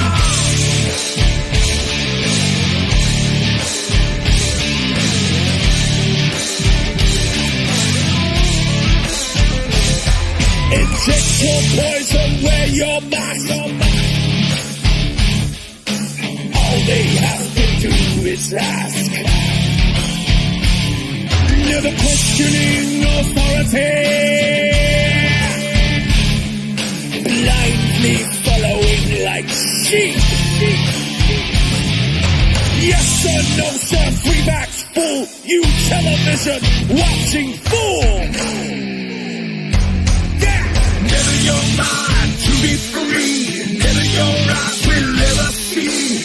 Lick the boot of tyranny, begging for your slavery. They who have remote control, the teens know your very soul. Salute to the great deceiver, television watching news believer. This is extremely dangerous to our democracy. Extremely dangerous to our democracy. This is extremely dangerous to our democracy. This is extremely dangerous to our democracy. This is extremely dangerous to our democracy. This is extremely dangerous to our democracy. This is extremely dangerous to our democracy. In their world forever locked. Into their world forever boxed. Reality you leave behind. A prisoner of your own mind. Forever you will be deceived. Never ever to be free. Never your mind to be free. Never your eyes will ever see. Lick the boot of tyranny, begging for your slavery. They who have remote control, the teens know your very soul. Salute to the great deceiver, television watching news believer. Never your mind to be free. Never your eyes will ever see. Lick the boot of tyranny, begging for your slavery. They who have remote control, the teens know your very soul. Salute to the great deceiver. breaking news believer. This is extremely dangerous to our democracy. All right, guys, we are back. And we have Shapu with us, and we are showing pictures of maps. And after we get into these maps and different things, we're going to, on the air balloons, we're going to go back and look at all the Hulk ships that we showed on the first show. But from now, we're going to continue on with these pictures. Yeah. Yes. Yeah, this one it's crazy, just like the one we saw. What is that? What was that you just had up? Some kind of lighthouse. It looks like a moonlit lighthouse. Because look, it's dark here. Yeah, that's bizarre.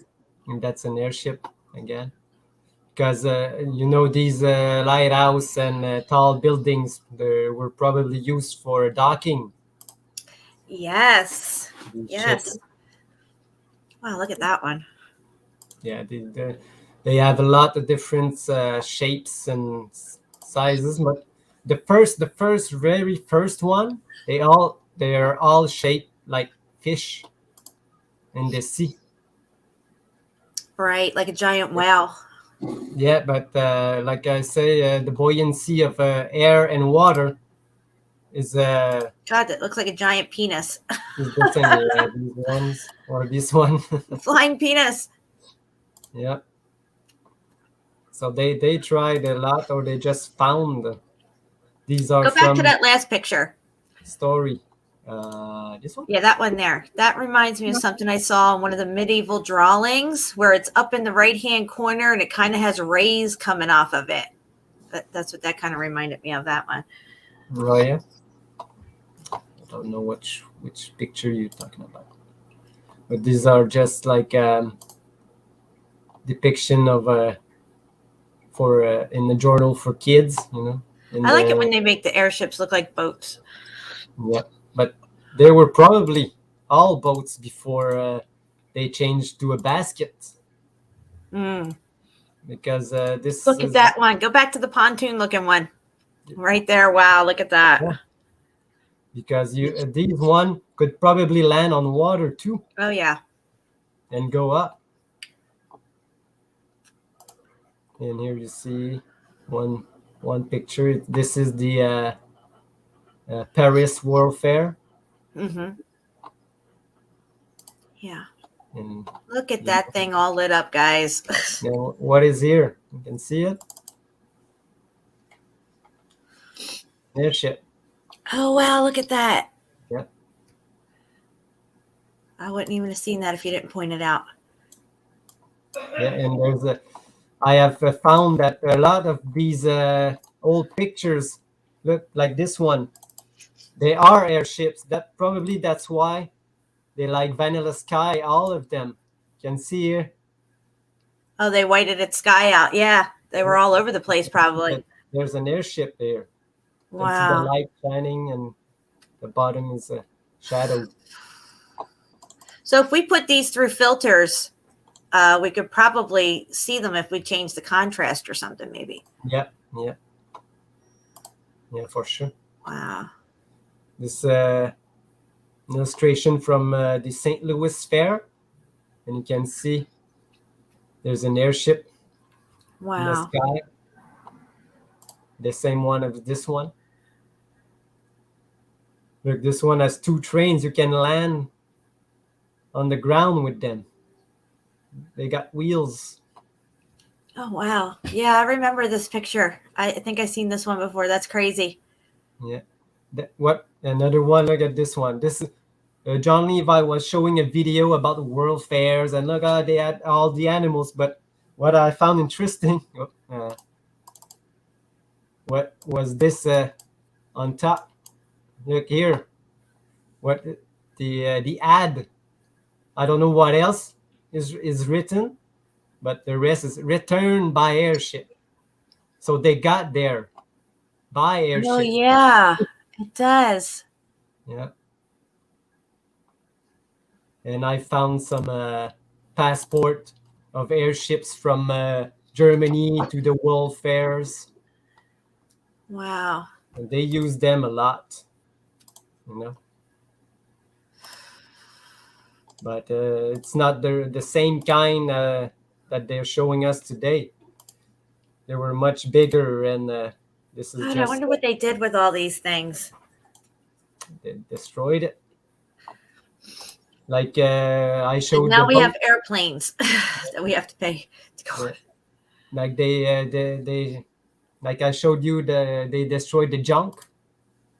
These giant ship, they Yes. destroyed them. They're junk and they're baroque. They also have, like we talk about the Chinese junk ships, they call them junk, and they also have baroque ships, they call them. Yeah. Like they're done in the baroque style, all real ornate. Yeah. And if people And that looks like a lighthouse to me. That looks very reminiscent of a lighthouse right there. It is. Look. Yep. This is the top of Empire State Building. Right. And you can see it's not just. I bet it charged up there at the tower because those towers look like Tesla towers. Yeah, they probably use to collect energy too. Mm-hmm. Something's running this fucking thing through the air. It is a lighthouse, you know. But in this one, they say it's a mooring station for airship, but it looks like exactly like a lighthouse. Yep. These are just mooring ship. They're mooring on ships, airships, and ships. And you can see it here, docked to the Empire State Building. Oh yeah. Here, and it's not a fake. That's what they used to do. That's how they rolled, guys. That's how they roll. They didn't even see the ground. They could go down here, take a subway, go somewhere, and never touch the ground. It's amazing. Yeah, this is how they could change the buoyancy. They showed to you. Yeah, that is so crazy looking to see that like that. Yeah. And they got some plates of showing them with airships. In even 1934, they still, just before they did the Edinburgh event to stop all the airships. These are, and look, there's a lighthouse shining light. yeah, these are funny because it's views from the future. Look, this is what we'll do in 2000, the year 2000. Oh my gosh. You know, look again, year 2000. We all gonna have these giant ships, airships. Yeah, well, look at that ship on the water. That looks like one of those Arks. Yeah. These, I don't know what kind of ships. There's some kind of steam, maybe what they call the ironclads. Oh yeah, the ironclads. Oh, I wonder how they fit into all this. We should look at some of those ironclad ships. It's the Germans again.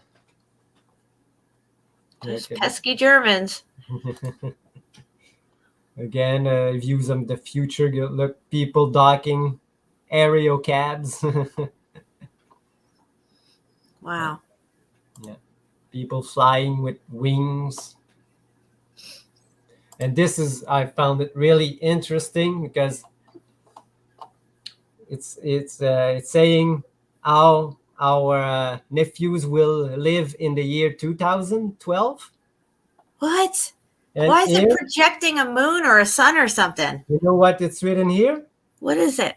It's Return of the Moon. What? Yeah, I don't know what that means. It's gonna be the return of the moon.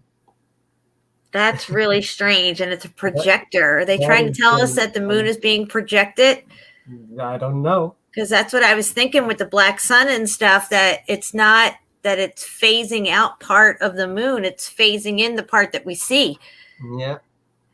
So I just found it crazy that it says the return of the moon. Yeah, that's really bizarre. Where did it go? So, I mean, that thing almost looks like a satellite, you know, the today version of a satellite. You know what I mean? Yeah. This is very strange. Yeah.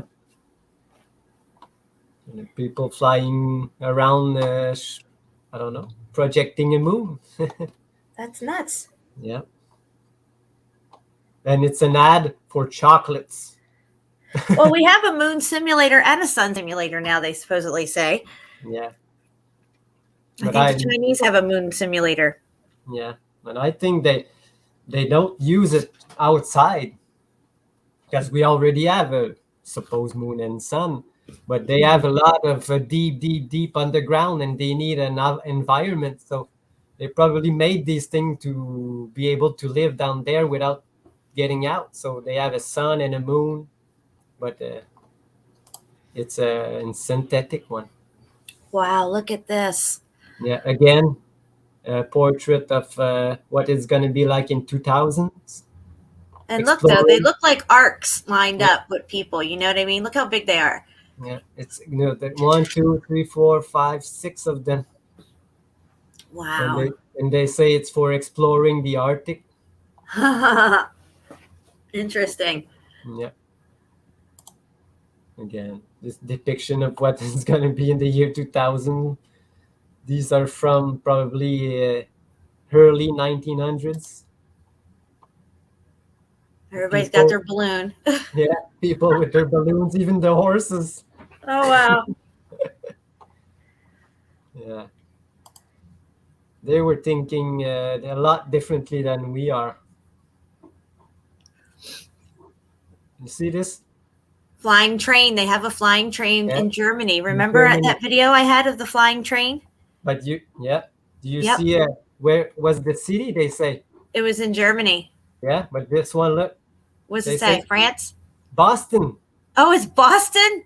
Hey, Yeah. is Ray in here? Boston. Look, they had a flying Look what train the in Boston. Boston should look like in the future. Yeah. Wow. Yeah, another one with these Wow, flying. look at that. Yeah, that's exactly like the one in Germany flying train for sure. It's to say Boston in the future. Wow. They're the same kind of. Boom, baby. But where are these? We don't see it. Oh, Wow, look at those. Pole Star. Yes, it's the pole star. And what are those people riding on, a floating fish or something? Floating fish, yeah. I think this What? is an illustration from a Jules Verne book. Yeah. That's crazy. Look at this flying casino. Is that a flying city? Yeah, it's a flying casino. Oh, it's a casino. Oh my gosh. Yeah, you can call it a flying city. Flying houses. It says an aerial cottage. Wow. Yeah. And this, they wanted to make like big metropolis airports, but we never got to there because of this supposed dangerous event called the Edinburgh. Yeah. Yeah. Good excuse. Yeah. But I think they say, oh yeah, we're gonna use hydrogen. I don't think the earliest one they didn't use hydrogen because they knew one spark can just make it blow. Yeah. Right away. Oh, look at that. Yeah. That's where cool. they are. In Antarctica, yeah. Maybe they explored it with this. Because like I said, to pass over like a barrier, if there's metals or thing, you cannot because you're going to crash into it. Right. But if you're all probably made from these kind of materials, maybe you could. I don't know. Because they say like wooden boats can go through. Look at that thing.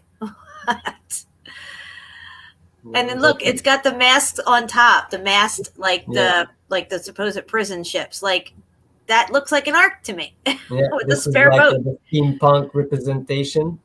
Yeah. But I think this one is for It's a Japanese show. What is it called? I used to listen to this when I was younger. This is blowing my mind right now. Captain Arlock, something like this.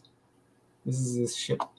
And look, you can see that they travel from Germany to Argentina and Peru. Peru. Peru, yeah, we see Peru, Shabu. Peru in a lot of maps. There was something going on there, and you can see this is a passport for airships, and you see that he from Almania, from Germany to Buenos Aires. Yeah, Argentina holds a lot of answers for us. I think we need to dip into Argentina one day, like really big time. This one, he went from Berlin to Miami, Florida. Miami? Yeah. From Berlin in an airship. Wow. So they have a big. They used to use everyone could go there and pack a trip on an airship. What's that? That looks like the Smoky God. Yeah, it's an airship coming out. Oh, it's coming out. Yeah. I see it. Destruction everywhere, but the airship station's still there. Oh, yeah. Yeah, I had to blow up this picture because it was so small. But there's some kind of ship here, but something happened right here. Something happened, yeah. And you thought, look, there were even airship, like you said. How'd you call it again?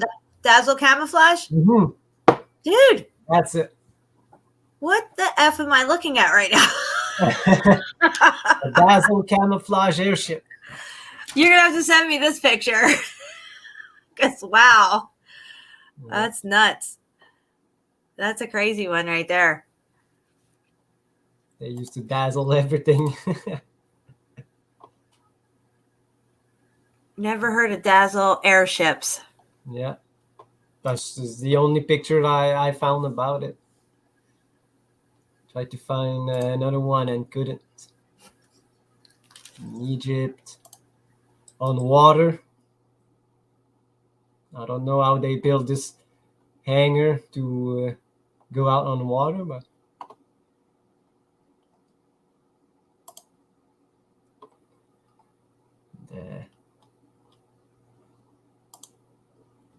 look, these type of airships, the new types, the remodeled one, because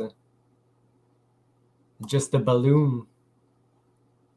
This is in the how do you call this war? The first, before the First World War. What is it called again?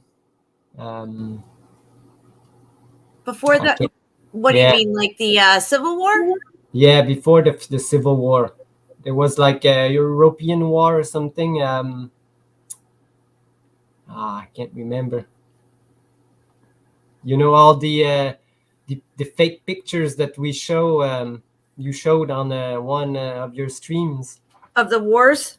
Yeah, Crimean War. Crimean War, yes. I'm sorry. I should have thought of that for you. Yeah, but this is a picture from the Crimean War.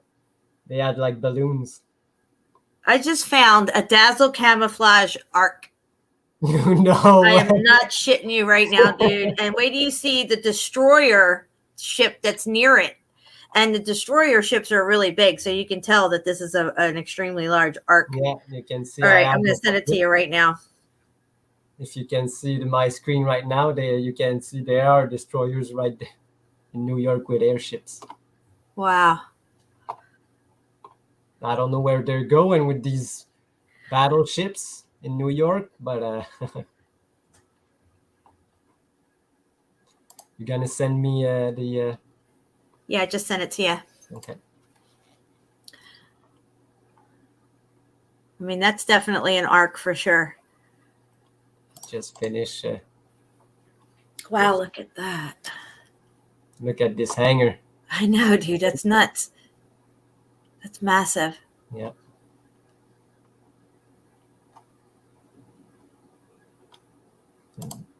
They moored on ships. Yeah, that's a good one. I like that picture. I use that in one of my videos. Yeah, he made a. These ships had these towers on them. These Tesla towers were on these ships. But look what I said. That these were not filled with hydrogen because they would have burst into flames when they crash into metal, and metal make a sparks for sure. Oh yeah, you're right. But they didn't caught fire. Look. And this, I don't know if you see, this is too black, but look, the only thing they went and gathered were these balls. That was for buoyancy or something? I think it's for, they were mercury inside or something. Oh, okay. Let's go back to the other picture. 2 pictures back, right there. Is that those balls right there? Yeah. What? These, I know it's dark. I should clear up, but look, these balls. Look, they have some kind of tech. I don't know if it's there. Oh my God. Do you remember? I don't know if you remember this, but back in 2009 and 10, people were finding those balls all over the place. They said that they were falling out of the sky.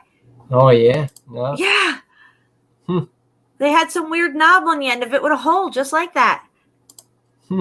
They tried to call them some kind of smudge pots or something. That supposedly they would put them in there for mosquitoes and along the Bay Area of New York and stuff. So they call them smudge pots or something. Yeah. They probably just found it because this guy looks amazed. What? Wow. That? So you fill the ball with mercury, and that's part of the tech. Yeah. Probably to, like I said, mercury is the transformer from the ether.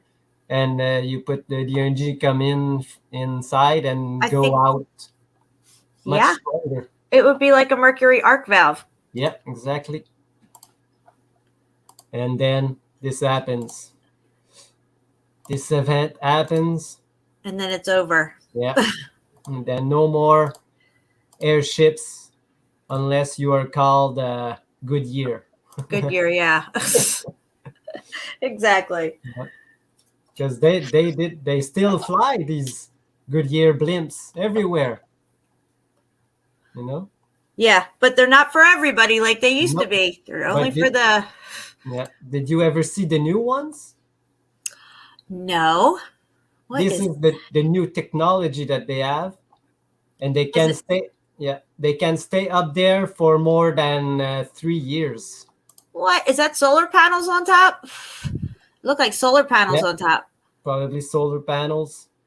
Wow, dude, that thing's nuts. And this is the one that the army use.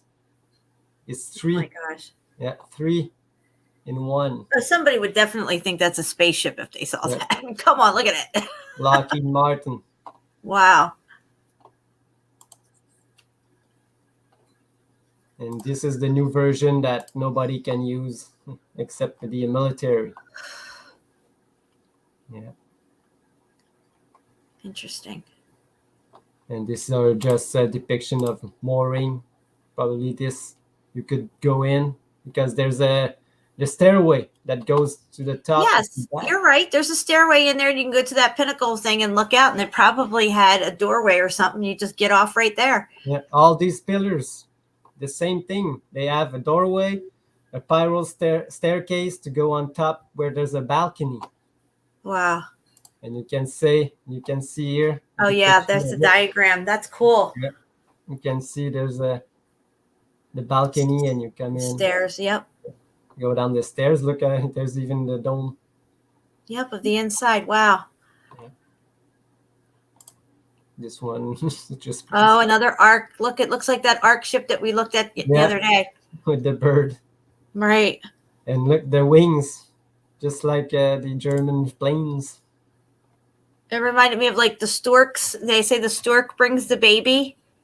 You know, the stork bird. Yeah.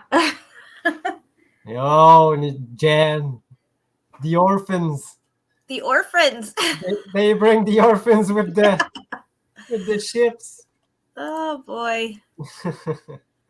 Just putting these pieces together. Again, mooring. Oh yeah, look at that. Yeah. And you can see here that they used to go up. Yeah. Like this. Like, That's used to amazing. moor. Get another one. Because there's no use for this place to be there. So the thing docks to this thing, gets energized because it's like a Tesla tower, and then people can get off and go down through these things. Yeah.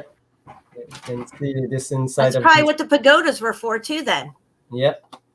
Yeah. Because they all have the staircases going up. They all have windows, just like the Tesla towers. Yeah. Wow. You know, why would you need to go inside the tower or an obelisk? There's no need to, unless it's a mooring station to go down. Exactly. Yeah. Oh yeah, fake Stonehenge. If anybody doesn't know, Stonehenge is fake. Yeah. It has been rebuilt in the 1950s. Yeah. I put a post on Facebook, and fact checkers said no. I put a video of them making it up with cranes and shit. In You can still see the rebar underneath of one of them on the side view of it. If you ever look at it, you can see the metal pillar underneath their fake rock exterior. And they put fact checks on it. No, they were made 3,000 years ago. Bullshit. Yeah, bullshit. Come on. Johnny wants to know if the stairwells were automated. You know, I don't know if they were or not. They could have been. Not. I mean, but it would be a lot to be fitting all in there. Yeah. They had those moving sidewalks though at the One World's Fair. Yes, that was nice. And they had it in France too for a Paris one, and they had it for the St. Louis one, I think. Mm-hmm. So you send me that pic that you say? Oh yeah, it's in your Facebook message. Okay, I don't know where my Facebook is. Is that the canal right there? Is that supposed to be the Panama? Nope. What is that? Not in Panama. That's in Greece. What? Who did that? That's my next post. All this you can see it's all melting, and there's structures in all the way. There's old statues carved in it. Wow. Yeah. It's my next post. I will put it on. That's quite an undertaking. Right there. Yeah. Probably was already a channel. They just enlarged it or tried to cover something up. I mean, they literally cut it in half, the landmass. Yeah. 7-7 Lucas, you are late. You're going to have to stay after school, buddy.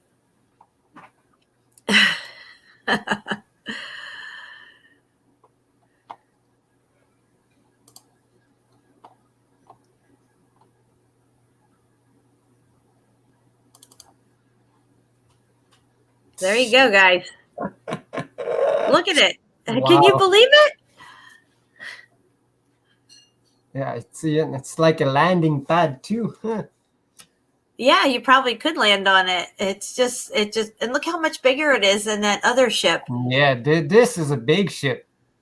This one is huge. Dazzle camouflage arc. Yeah.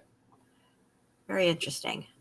First, you never heard of dazzle camouflage unless you went to a museum that has these things. That's the first time I saw these dazzle camouflage. It was in a museum. Yeah, they don't teach it in his story class. No. His story. What a joke. So yeah, that's all I got on that. Do you have any other pictures or stuff you want to show? I'm down with whatever you want. I'm going to go with now. Yes, probably. What was first type? I have some articles of events from the 1700s. Okay, great. Yeah, because this will put us right in the time frame of the X Factor event, and that would be a good way to sum up this whole thing and what could possibly be taking place in a cyclical nature on our plane here. Yeah. This article, it's they say they called it a solar flare because they didn't know. Look, it's a solar flare or an aurora borealis. You know, there's a big difference. But they didn't know what's going on over Boston in the 1730. 1730, and let me see the thing that I have over here says 1730. I don't have a 1731, but 1524 there was a flood, like a huge flood in Europe in 1524. So 1524 to 17 what? Where are you at on this? 1730? This one is 1730. Yeah. That's what I'm saying, dude. Like it's like a 300-year cycle or something that's going on. But you can see that they say here 3 shots up a stream. It collected into a body and seemed to hang over us like a cloud of fire. Wow. From this northern lights. Yeah, see, that sounds like that black sun coming up from underneath. Yeah, a cloud of fire. Yeah, that's what it would. They say that Nibiru looks like a cloud of fire, or they call the interior sun the smoky god and stuff, is because it emanates this type of fiery smoke around it. And they say here around the 9 o'clock, the heavens grew luminous red. And 24 minutes after 9, it moved and it glows very fierce. A red glow. And that's the depiction. That's exactly what he said in the Smoky God, that it was like, this bright, luminous object. Yeah. And this was a report from the night in Boston. This one is in October that this thing happened. And they call it an aurora borealis, but they're not red. Right. What does it say here? This should lead our thoughts to the contemplation of that awful night when the heavens, being on fire, and it was night, shall be dissolved and the elements shall melt with the fervent heat, like is the passage of the Bible they relate. Dude, wow, that's X Factor all day long. Shall descend in flaming fire in the clouds of heaven. See, there you go. Yeah. So we said, guys, that things melted from the bottom up, and also a lot of things look like they melted from the top down. That statement verifies what we see. Yep. Correct? Yeah. If you got fiery stuff coming down from above and then this heat coming up from the bottom, shit's going to get all muffed up. Yeah.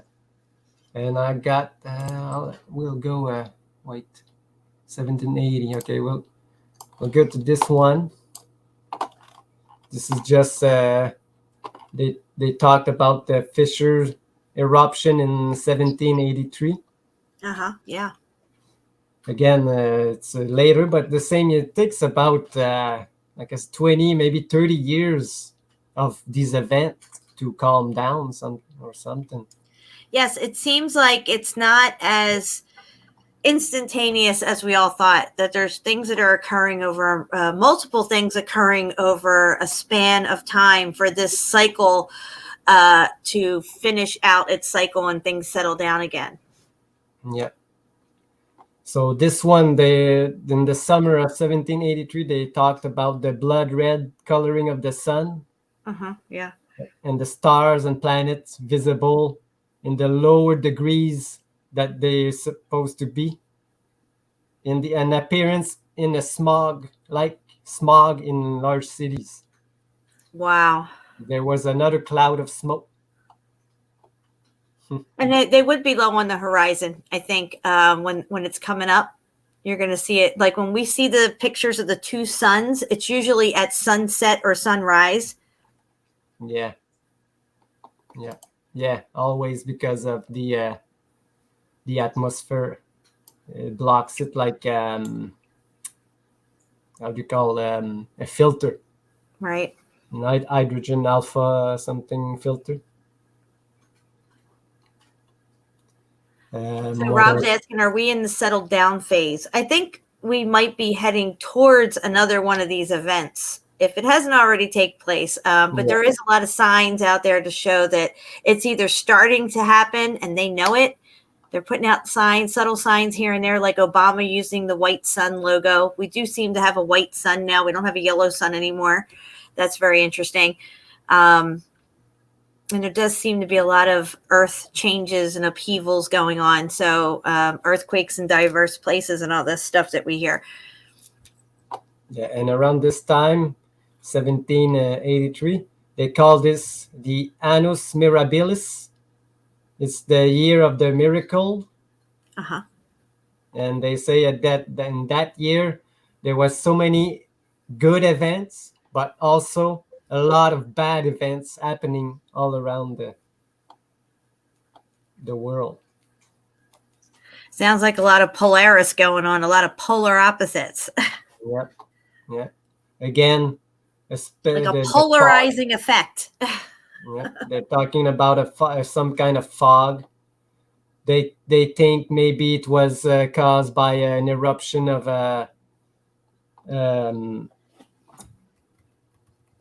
volcano eruption, but they're not sure because it wasn't at the same time.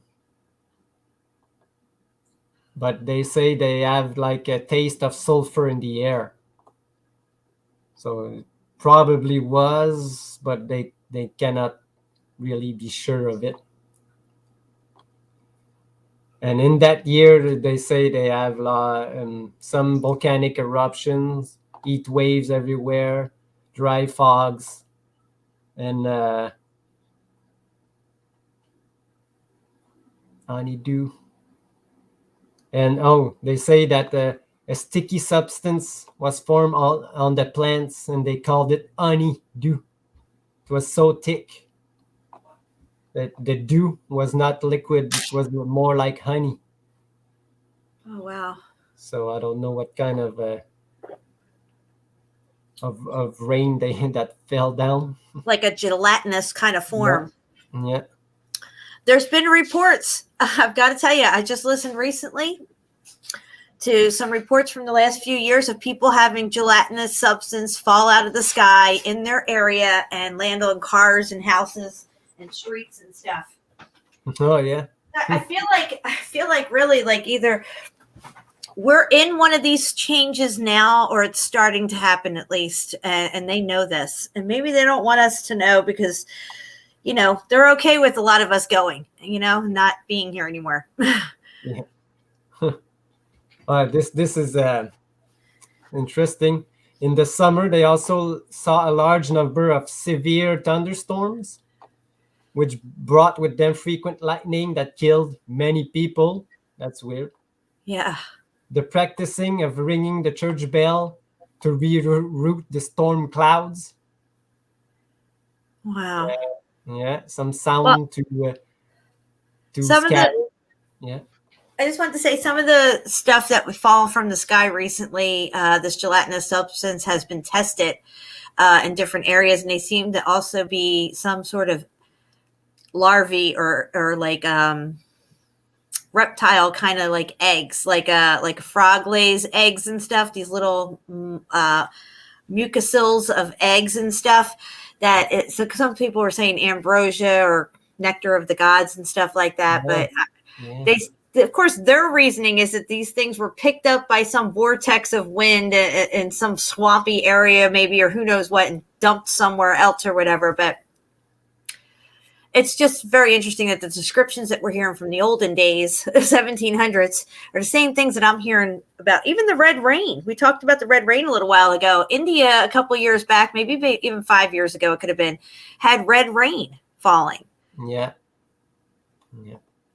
But they have a lot of stories of, like you said, like fishes and frogs and Now, things. what if that is being picked up from the interior of our plane on the other side and this event's taking place and things are shooting out, coming out, like the land is coming back out, this energy is coming out, the waters below are coming out and flooding out part of the stuff too. Maybe it's bringing along with it some of the sea life or different types of, things like that. Yeah. They blame it. They say today it's like hurricanes that picked up these supposed animals and bring it to another place and drop them. But I don't know if that's true. Right. Yeah. And the year they say, again, in the same year, all the same year, numerous earthquakes and in Europe, Sicily, Calabria, 30,000 dead. Wow. And in France, in Geneva. France has all those catacombs and all those dead people. Yep. Some other earthquakes. In Tripoli, Lebanon. All the same year. And they say they have, I can't really believe they were living in a subterraneous revolution. I don't know what they mean by that. You know what it means? It means that the subterranean is coming up on our realm. Exactly. Look at the next sentence. There were reports of newly emerged burning islands. There you go. That's probably the Terra del Fuego. Yeah. Yeah. New island. Again. Subterraneous revolution, and they probably the time that Dürer, no, not Alberic Dürer, but how does he call this guy drew this these subterraneous land and volcanoes, and then they started the story of the volcanoes. Right. The fire spitting mountain they called. Germany. What happened in Germany? Yeah. Fire spitting mountains in Germany. What? Wow. And again, we're just in August now. The great meteors in the sky.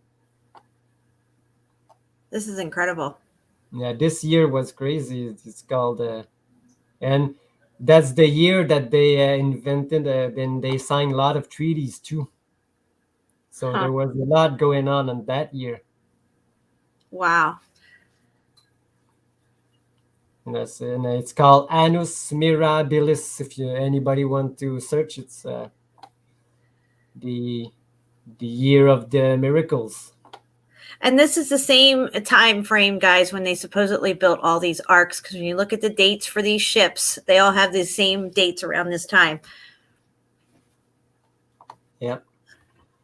And in America, there was a lot of heavy snow, major floods. Mississippi River froze all the way. Oh, really? Huh. No. So they're just speculating on what could happen because they don't really know. They just have these reports. Volcano in Iceland. Dry fog again. A lot of fog. And the Krakatoa in 1883, like 100 years later? No, 10 years later. Yeah. This fog is interesting. I wonder if it's part of the smoky god, like the sun when it comes up, the inner sun with the smoke, that it billows out and maybe floats over stuff and down and around things. Yeah. I don't know. Yeah. And I've got one other article. It's called What Caused the Dark Day, the 3 days of darkness. Right. Between the change of the poles that we talked about. Yes, that 3 days of darkness, yes. Yeah. And what caused the day to turn to night and the night turn to day. That's what they say. like the morning sky turns yellow, and Right. all the animals has run for cover, This is so fascinating. and then it was night by lunchtime.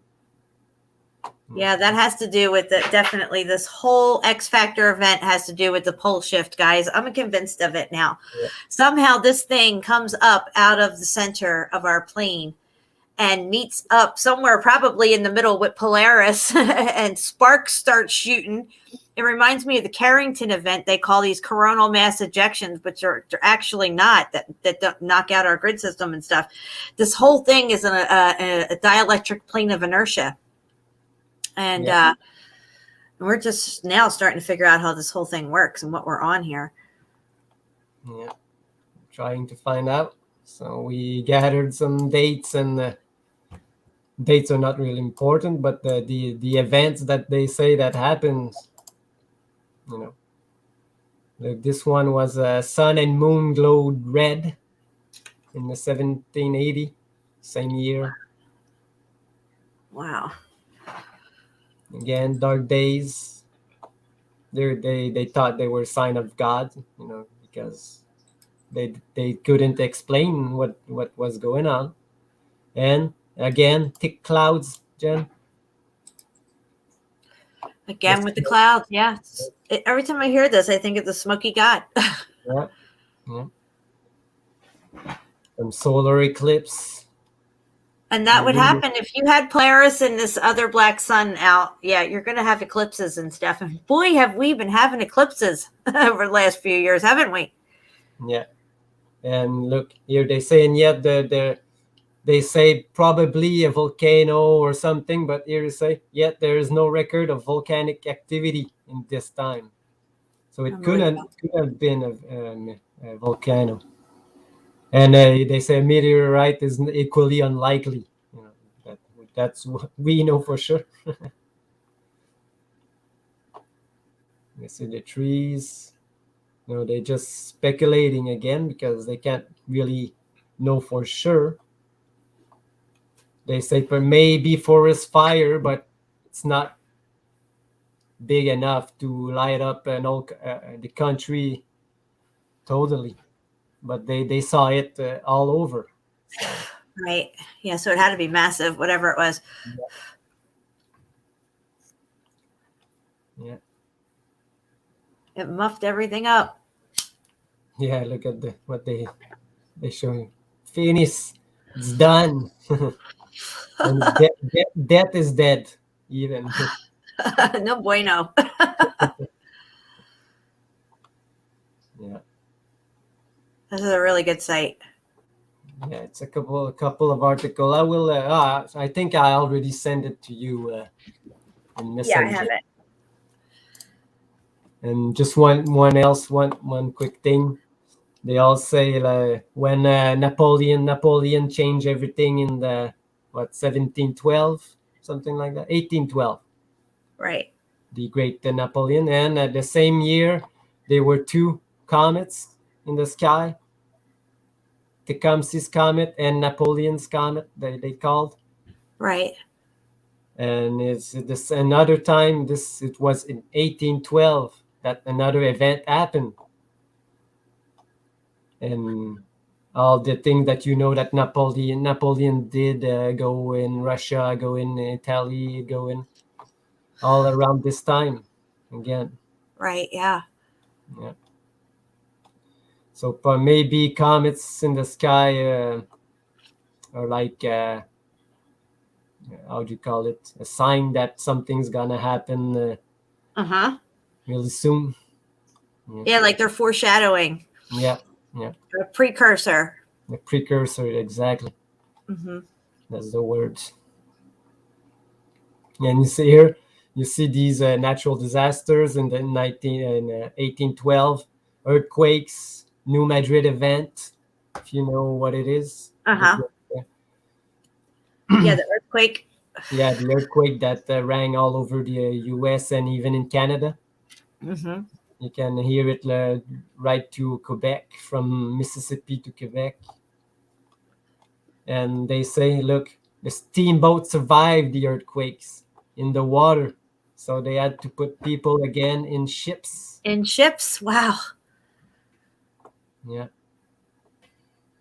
But they only talk about only one, but they were probably more. Oh, yeah, for sure. Yeah. You figured fire canoes. That's crazy. Yeah. So there's all these events reported, but the story is distorted. So this solar event here, this picture, this would have to not be the moon in front of the sun. This is probably either the black sun or Polaris. Yeah. Or the thing in the middle that we saw on the old map. Yes. Yeah. That is probably some kind of the thing that shoots Polaris in the sky. Probably. And here they talk about the black sun, followed by devastating earthquakes the same year. They saw the black sun. So See? Guys, they saw it. that's in 1812 again, right? The wars are just some kind of a pretext to go and gather the people up, maybe take them somewhere else and stay. There was a war. That's why people are all dead, but maybe they're not dead. They just moved somewhere else. Exactly. Now, do you have that folder of the ships and stuff that we were looking at on the last show with all the pictures? The giant ships? Yes, I just want to run through those again to round out things on the back end. And if anybody hadn't seen our last live stream, they could see what we're talking about these massive ships that were Arks that took people to new locations to survive these events and repopulate.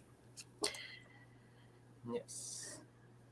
And this one here has tech on it. I mean, there's tech all over that ship. They look like pagodas. Yeah, this one has no balls in his hand. The one ball I added. Right. These Chinese steamships, never heard of them, but wow, they got them.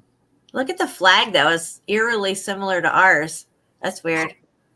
I didn't even see it. It's exactly like a American flag almost. Yeah. I don't know if no, this is Japanese. Look, maybe that's another depiction of the same place. God, Look. It is. They're building them right there, dude. They're building them. I'm telling you, they're building them. That's crazy. Look, it's the same type of building. It's the same building, dude, because it had that conical roof with the peak on it. It was, that's it. And they had like 1, 2, 3, 4 boats in it. Yes. And then one in the water. Wow. So this more modern one. Again, these ships. I think this one is better. Yeah. Convict hospitals. This one say. Oh, this is a hospital, right? Okay. Yeah. They're either prisons or hospital ships, but they have no sails on them. People are hanging their clothes out, drying their clothes because, hey, they just came through a freaking flood. Yeah, and you got to bring them on these little rowboats to them. Okay? It's crazy.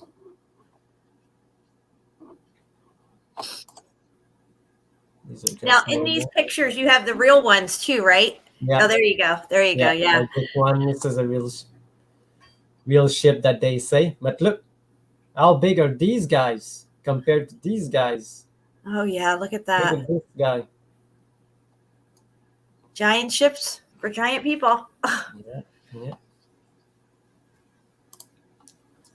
These are the prison ships again with clothes. Clothes hanging out to dry. Definitely looks like Noah's Ark for sure. Yeah. Look at that thing. That's massive. Wow. Yeah, this one's massive too. That's incredible. They've been hiding all this stuff from us, guys. They don't want us to know the truth.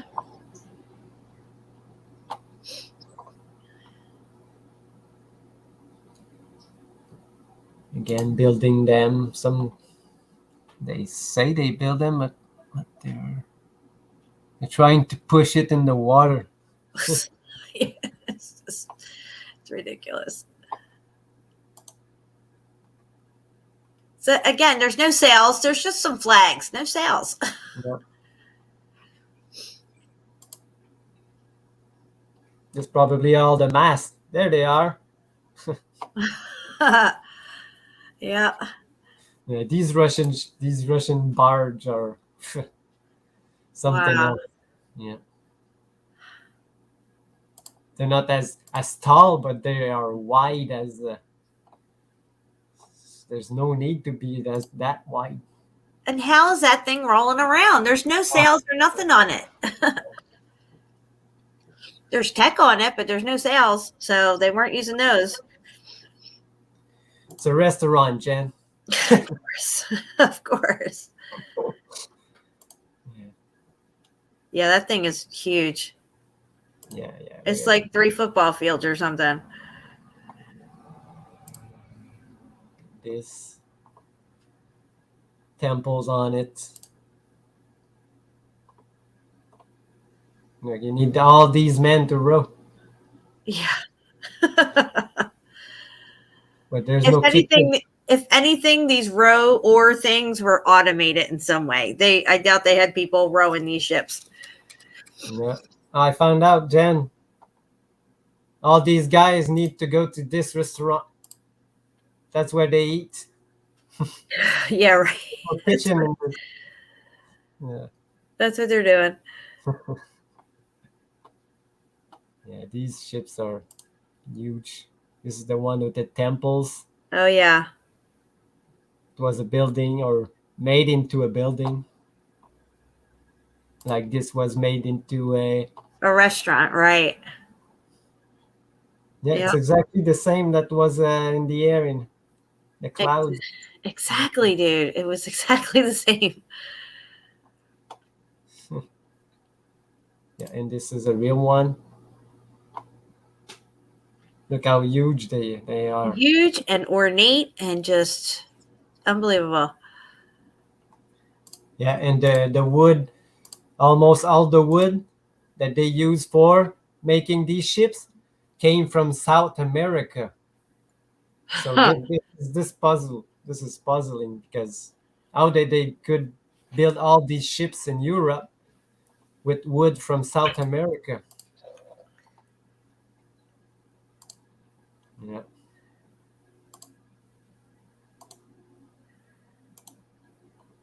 Yeah, and there they are. They're docked. Yep.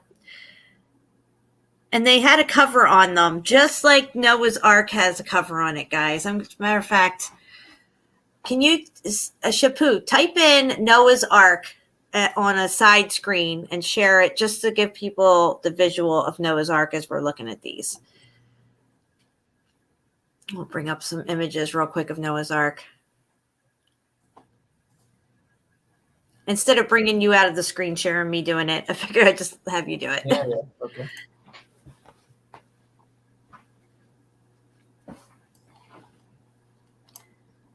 All right, guys, there you go. There's Noah's Ark. And we're looking at these ships that are clearly arks. Okay. I mean, clearly. And this was made for people and animals to survive a great flood, some type of great event that took place, and move people to new locations that were safe zones. There you go. And that one ship that you show in your pictures looks just like that one. I mean, literally, the whole front of it, everything looks just like it. Yeah, exactly. Oh, I've never seen this one. What is this? Oh, yeah. Yeah, I saw that one. That's a replica. Supposedly, it's a replica of one. Yeah. And I don't even know what to say about these replicas these days. I mean, the ones that are in the modern times, because they look... the big one, full wood. Yep. I got another picture of this one. But Yep. then It looks the other like one is huge. it's identical. I mean, there's no two ways about it. 1 + 1 is 2. Yeah. Any other Noah's Ark ones? Like modern day ones? I think they have a modern day one in Kentucky or something. Yes, I tried to find a good picture of it. What is this one? Uh-oh. It's in Kentucky, this one? Yes. No. No, that one's in China, I think. I They're think saying that's here- the one that's in China. Yeah, there's one in China. That's the one in Kentucky. I mean, look at how big that thing is. Yes. This one. Yep. Now that looks identical to all the fucking prison ships we just showed you, which aren't prison ships. They just want you to believe they are, because Yeah. They're just Yeah. no portals because he doesn't need to put one. but if it's people, you know what I mean? People like windows. They like to see what's going on. Yeah. Exactly. It's not animals. It was people. But in the pictures that they have They windows. have windows on People. the side, yes. And I'll be damned if that's not one of the ships that we just showed. Or, I mean, real life ships, guys. They're here. They've been here. They're right under our noses. They never taught us nothing about this stuff. I never learned nothing about these ships ever. Yeah, when I found out about these ships, I do my research and what are these ships? Prisoners? How many prisoners do you have to put? Yeah, I mean, that one photo, there was 12 of these things lined up in dock, 12 of them. And you said that they could carry 2,000 people on them, right? So it's 2, 4, 6, 8, 10, 12, 14, 16,000 people. Yeah. These ships are really something amazing. And like I said, UAP did a 2-hour show on old ships and not one. He showed one pictures of these ships. Not one. I couldn't believe it. No, I think we're the only one who have shown these ships so far. That's why our video from last time we did it got so many views so far, because nobody's ever seen these things. Yeah. And certainly nobody's put 2 to 2 together that they were used during the X Factor event to relocate people and save lives to a certain extent. Yeah. Now they give us a false narrative saying that these are prison ships. Yeah. Exactly the opposite of what it is again. Reversed it. Yep. And yeah. Tell us something and it's not. So much time they did that. Just like I realized with Polaris. I always thought that it was representing the sun. Why did they put 2 suns? But it's probably Polaris. You know. Where's some of the ones of the HMS ones? You know, the HMS ones? There you go. That looks like Noah's Ark right there to me. I mean, let's just zoom in on that. Look at the whole front of it and everything. And then we'll flip back over to the Noah's Ark one with the windows. I mean, look at this, guys. Hello? What's going on here? Yeah, I'll just bring out the It's just incredible to me. And this one's from the 1800s, this photo.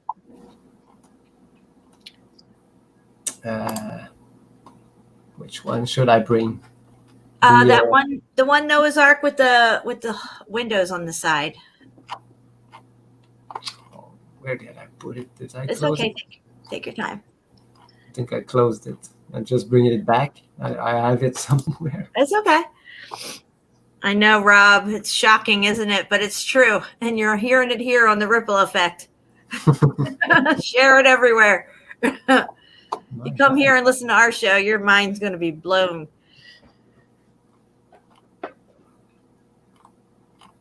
Dang, it was right here 2 seconds ago. I can't find it. This picture, I could just look at it all day long, and it's so clear and crisp. For the photo, the time frame supposedly.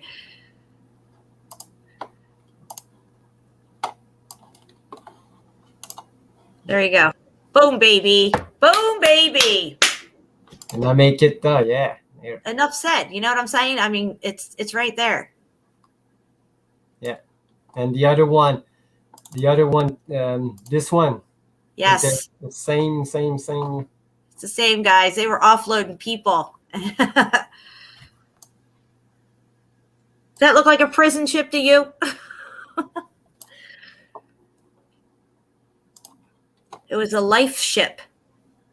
Yeah. Yeah. Same. It's the same. Top, same. All day long, it's the same. Even the ramp. Even the ramps. That's incredible. Yeah. And again, I'd like to point out with this black and white photo, these people are getting off of the ships, and they clearly are not prisoners. Okay, so if they're getting off the ship, how did the ship get there if it has no sails? Somebody explain that. Yeah. They're going to say it was to house the troops. Yeah, like they didn't have enough housing anywhere else. Give me a break. We've seen a lot of buildings, and they have lots of room in them. So Plenty of room. Plenty. Look at that. Noah's Ark right fucking there. Noah's Ark all day long. Yeah. I mean, you can't make this shit up, guys.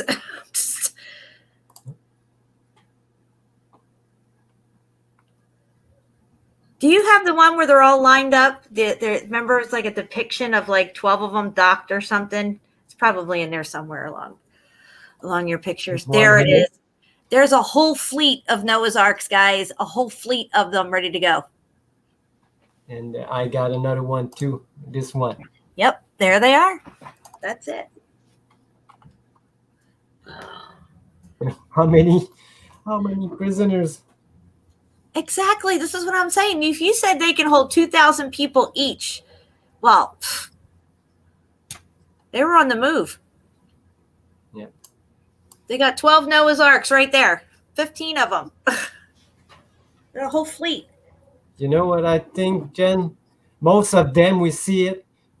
It's on this part of continent in America. So maybe they moved all the people that live in America to Europe, and then they came back. The story is all distorted. Yeah, I think it is reversed. I think that that people left here and went there and then came back later after. Yeah, exactly.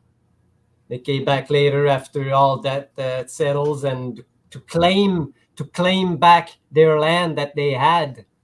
Right, like York and New York. Yeah. England, New England. Yeah.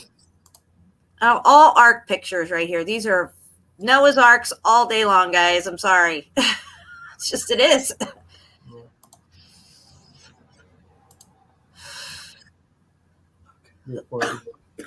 Just found them.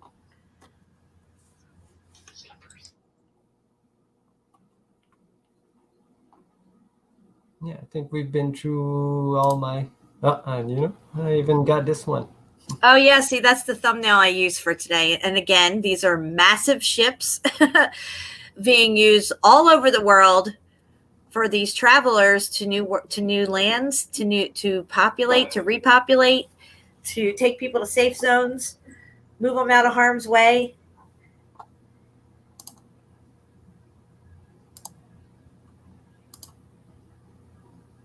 And now today we have massive cruise ships. And I was thinking to myself, what are all these cruise ships really for? Maybe they're actually for this event that could take place, but we use them now for cruising, pleasure cruises and stuff, Yeah. That could be a possibility. Yeah. That could be a real possibility. Sorry. What else? Did you have something else, Jen? No, actually, that's it. I think we covered everything. Yes, so. I did send you one more thing in your Facebook Messenger, and I just wanted to point out something with the Montalbano map and the UN flag, and then we're going to get ready to get out of here.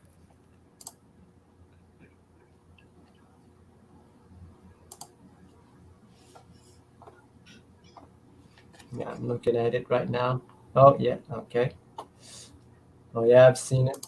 Okay, so we're going to flip back and forth to these two pictures. But what I noticed was, as I was laying there the other night, thinking about this mushroom trip that I went on and the map and everything, and I'm thinking about the openings and how the UN map shows the flat Earth. Now, if you look closely, you can see that there's there's 8 lines intersecting each other that go all the way out to the very edge. These 8 lines are pointing to these openings, I think, because there's 8 openings in the land masses going around. So, and I always wondered what these, 8 lines, because they could also represent Polaris as well, because it's an 8-pointed star. I get that. But if you flip over to the Montalbano map, you can see here that there's 1, 2, 3, 4, 5, 6, 7. It looks like 8 openings. It's just a connection that I found because when you look at the UN flag, it's telling you a lot about what's going on that they know, and they also know that there's 8 openings as well. 8 openings, exactly like this one.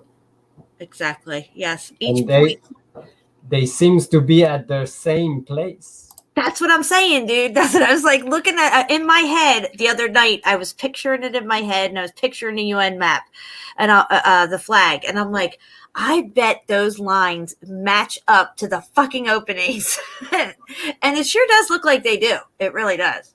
If you just turn the map a little bit, which we can't on this show. Yeah, right between Alaska and Russia, there's one. So we'll see. Right. Yeah, it's right here. So that must be, it's pretty close. Exactly. Close to the, And any word, if you look closely on the map, if you're able to zoom in, you will see 8 openings. One of them looks really small. No, I can't zoom anymore on this one because I tried to zoom and it goes smaller. Yeah, Facebook does that stuff when you do it through messages. Yeah. But yeah, I just wanted to point that out. That was one little thing that came to me the other day. That's pretty good. These things just pop in my head, dude. I don't know. It's just like I think about it and I think about it and I try to work it out and then I just let it go. And then it comes back to me and it's like, oh, wait, the UN flag. It's got those crisscross lines on it. What the hell's that all about? I bet it matches up with the openings.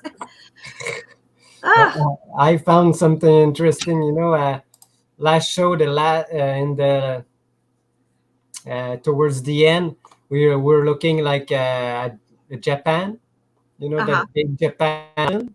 Yeah. With the name, the big city there. So I searched for the big city. Right. And it's supposed to be the name of the first unifier of Japan, some guy or something. And the logo for his family or his crest. I'm trying to find it right now. It's exactly like the map you're saying right now. But you see, it's a Japanese, a very famous Japanese logo that we all know. And look. Oh, yeah. Near the middle. The black hole sun. And look, the openings may be like yes. The openings, the islands. Right. But there's not 8, only 5. Right. 5. To remind me, like the same with that black hole sun in the middle. Yeah, that almost looks like there's 5 continents there, but it reminds me of like those 4 continents with the center. But I found it funny that we looked at it and the name, and when you search the name of the big city, it's this logo that comes up. Interesting. It's very Starfort-ish too. Yes. Amazing stuff. Those Japanese it was crazy. I found some other pictures of I don't know if you ever heard about there's a big hill in Hollywood, and there's a big Japanese temple built on it. Never heard of this before. In Hollywood, is it like? Hollywood, yeah. Oh, can we show it? Yes, yes. I'll just have to find the place right now.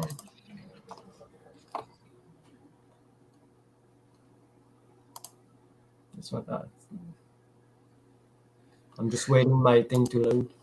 No problem. Thank you, Steph Davis. I appreciate that comment. It's very sweet.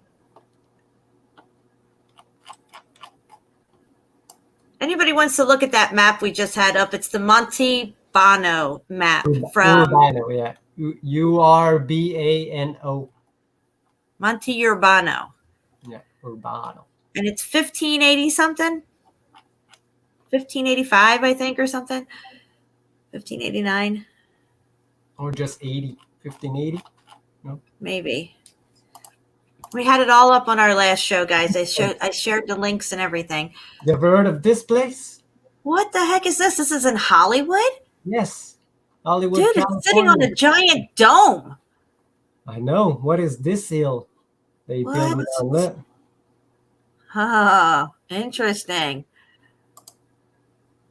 That's crazy. I never heard of that. Never heard of that either. I wanted to ask James, because he lives in California, and didn't have time to ask him if he Very interesting. Yeah. Never heard of this before, but it's old. It was built like in the 60s or 70s. That's crazy looking. They say if they build it, because it's crazy. What is this hill? You know? Exactly. What are they covering up? Yeah. What are they covering up again?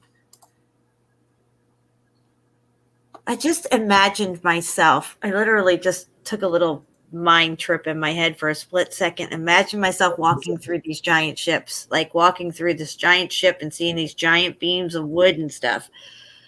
And then boom, I'm back here.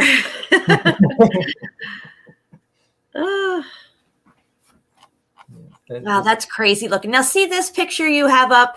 This is when we say the mountain was the building. See how this is all intermeshed buildings and stuff, all one on top of each other and everything. If that all melted down, that would be one big mountain that you call today a mountain. And you'd find these little pockets of survival, like openings and apertures and stuff. Yeah. Yeah, this one is crazy. I don't know. Didn't research the place yet again, but it's crazy. Like there's even like a bridge here that goes into the mountain. Wow. Yeah, just wanted to show you like the canal you just asked me. What is the canal? Yeah, I think I got it like right close by. You have so many pictures, dude. You have so much eye candy. I didn't have time to place all these pictures at the right here, at the right place. Is that it? Yeah. You're fucking kidding me. You're telling me that's that canal that we saw. Yeah. And this is where? In Greece? In Greece. Get the fuck out of here. Corinthian Canal. Dude, that is nuts. It's called the Corinthian Channel? Yeah. I got to write this down. Hold on.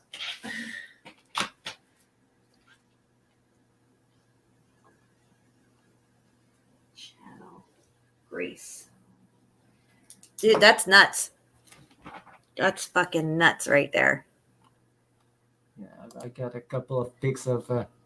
I've just saved it because I was researching old city Corinth, and these pictures came out once in a while. So. Wow, that is incredible. Now they're saying that ancient people dug out this ditch. They say they did it in 1800s. Oh, give me a fucking break. Look here. There's brick. There's brick all the way. But I have some picture that they say that they build this thing. Yeah. There's a lot of space you can walk on, but here you can clearly see there's no space to walk on these bricks. Oh my gosh. This is incredible. I never even heard of this place neither. This is amazing. Yeah, you can see all the bricks. And Wow. Dude, that is so crazy looking right there. look how melted it looks. Wow. And look how straight it is. Yeah. As straight as they got that. There's no way at that time they couldn't have gotten it that straight. I mean, come on. Yeah, that's what they say they built it. Can we zoom in on this? Yeah, I'll try. All right. Is this like one of the only construction photos? Is this tiny little black and white thing that we get? Oh, I've got a couple of others, but they clearly look. It looks like it's already there. They Yeah. didn't, But Yeah, how maybe. to close the sea? It's crazy. Well, with the event, it could have gotten blocked off somehow or something, maybe dried up and stuff. When heat comes, water evaporates in certain Look how places. deep. Look, we only see this part now. They say, but there's place to walk on. Oh yeah. It's not directly on the mountain like we see today. And look how far down it is. They didn't have, why would you have to have it that far down and deep? They could have left it up at that level where you walk and the boat still would have plenty of room to float through. Yeah. That's They're what just digging this shit out. That's what they're showing us. Look, and Oh all my God. the ones. Are you kidding me right now? They even had submarines go through. Oh my gosh. I'm blown away. I'll Wow. show you some. Do I have it here? Yeah, here. Look, Oh, look at that, dude. It's an aperture. look. There's a statue in it. There's a Was a statue in building there. for sure. You could tell it was a building, guys. The whole thing. That was probably their waterway through it, just like Venice has waterways all through it. Yeah. Wow. Yeah. Just wow, dude. Yeah. That's incredible stuff you got right there. Have you done a video on this place? Look at that. Look at the Not building yet. coming out of the wall. Yeah. You can see here clearly there's a wall and some places else to go in. You just totally blew my mind right here. Yep. Yeah, this place is crazy. No, I didn't do nothing on this. You got to one. do a whole video on this place. Yeah. Oh, wow. My next. Look follow at how my- straight and perfect it is, guys. Yeah. Come on. How many miles is this thing? I didn't even look it up. It's got to be at least 90 miles. Maybe a little less. Yeah, but you can see here. This is my picture that you saw. Look how long it is, and it's straight. Maybe straight. it's like 50 miles. I don't know. But yeah, look at how As you perfectly can zoom that in. is. This picture is really, really crisp. There's no way they could have got it that straight, that perfect, in that time era with that shit. There's just no way. No. I loved it. I got to look up the history on this, his story, and see how long it took to build and all this crazy stuff, whatever they're going to say. I didn't do it, so maybe we could do maybe a video on it. So. Yeah, and What's ridiculous is the Leaning Tower of Pisa. His story on the Leaning Tower of Pisa. They say it took 199 years for them to build that thing, and they got it all fucking wrong. Yeah. Are you kidding me? But yet they could bust out a cathedral in 4 years. Yeah. I just did last night, like I told you, my old friend came to visit, and we had some kind of party, and he was saying he's going to BC to work on bridges and how would you call it, a dam, a new dam they're gonna build there, and it took just to chisel out the supposed mountain to put the wall in. It took 3 years. Just to chisel out the wall with our modern stuff. Yeah, and it took 1 year to build just the machine to put the concrete and the thing on top. Imagine. And that's another thing I'd like to mention. Look at how long we have to build machines to do the work that we need. I mean, these people would have had to have built machinery first, had it all ready to go and parts available. Yes, yes. You know what I'm saying? Already planned. Yeah. How many years does it take just to plan this? You know, It's ridiculous what they give us as a historical narrative. And did you ever see this place? I found this place was crazy. No, I haven't, but it's definitely muffed up from the X Factor event. And you can see it's clearly brick. I got one Wow. 100 feet, and you can clearly see that. Oh yeah, you can see it. See the brick. Can clearly see that it was made That's so crazy looking. base out of bricks. It's like the statue melted over too. Yeah. Look, there was something else. Let's just pause it right there. Go back to where the knee is. That knee and leg area looks just like part of the statue that I found in Vesuvius. Now, if you go back up to the head, see how the head's laying bent over and cocked off to the side. Then you got the body kind of all twisted around, and then the knee's right there. But if you brought that knee up more towards the chest, is what I found in Vesuvius with that statue head all around that whole little area there. Yes. Yeah, it was crazy that find. Wow. Your Vesuvius find. That was crazy, right? In my mind. Oh, this one, you can clearly see the bricks in this one. And look, clear it up. Yeah. Oh, yeah, I see it. Speed report. This one, there was some kind of arch here. Yep, just like the other one.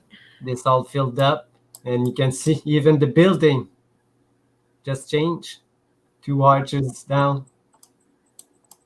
Oh, wow. Crazy. That's really good evidence. Yeah. As you can see, that's the other side of the place. All this place was one big building at one time. Yeah, no doubt. Yeah. Yeah.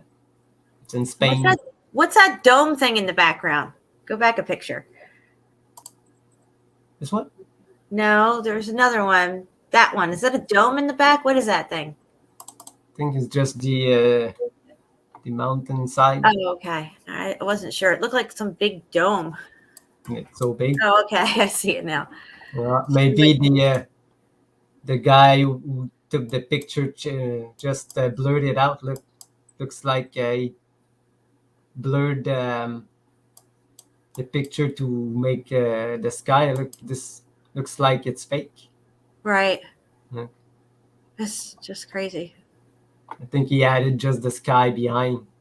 But this place real, but this place probably another place. Right. Yeah. But you can see here there's a mountain. Some kind of old building. This is so nuts. Yeah. I just found this place last week. Look at this. Oh, it's beautiful. Yeah, beautiful place. But it should have been even more beautiful. Melted steps. Oh, is this an airship? That looked like a shot from an airship or something. Look at this. That's supposed to be a current. What it looked like. That looks like one of the. Not Carthage. Sorry, Carthage. That also looks like that map that we had up that looked like a playground that we were talking about. It had a lot of these type of circular buildings with the building in the center and stuff, or amphitheater looking things. That's exactly. That was what I was thinking too. Sure was a lot of people. Yeah. Yeah. So did you? I know you're from Jersey. Philly. Philly. But did you ever went to New Jersey? Yes. Yeah, I've been to Jersey a lot. Did you ever seen this? No. Where is this at? This is the Palisade of New Jersey. What? Yeah. What's it called? The Palisade. Palisades? New Jersey. Palisade, yeah. Palisade of New Jersey. If you research this, you will find it. All right, I'll look it up. Yeah, look at this. What? It's crazy looking, dude. Look on top. Look at that. It's a building all day. There's tiles here and walls. Yeah. Never heard of this since last week. Look, it's the name. It's right here. A view of the Palisades, Woodcliff, New Jersey. Look, and there's arches there. Yeah. Wow. All right, buddy. Well, I think we're going to get ready to get out of here. Yeah. Definitely want to do another show with you, Shapu. I know everybody's loving our shows together, so maybe we could set something up in a few days or maybe even somewhere down the line of the week here. Yeah, for sure. I'm going to go live with Ray tomorrow. Ray, if you're listening, we're going to set this thing up for tomorrow. Once again, I'd like to apologize. I had to switch the time around and the date around with his Cool. Mary, hey, what's up, girl? We're getting out of here. If you're coming in late, please rewind. You missed a lot of really good stuff, and I really enjoyed myself. Thank you, Shapu, for everything. Well, thank you, Jen, for inviting me again and show my stuff. I like to listen to you every time you put a show. It's the first time I listen to when I can. So being here with you it's amazing. It is. It's amazing. And it's such a nice treat to have you on with all your stuff. I mean, I've looked at your stuff for a long time, too. As a matter of fact, I didn't even realize your channel. How do you say your channel name? Fructus? Yeah, Fruit Kiss. Fruit Kiss, right. But, I didn't realize that you were Fruit Kiss. I had to put those two together and figure that out. Yeah, so I never promote it or. I know.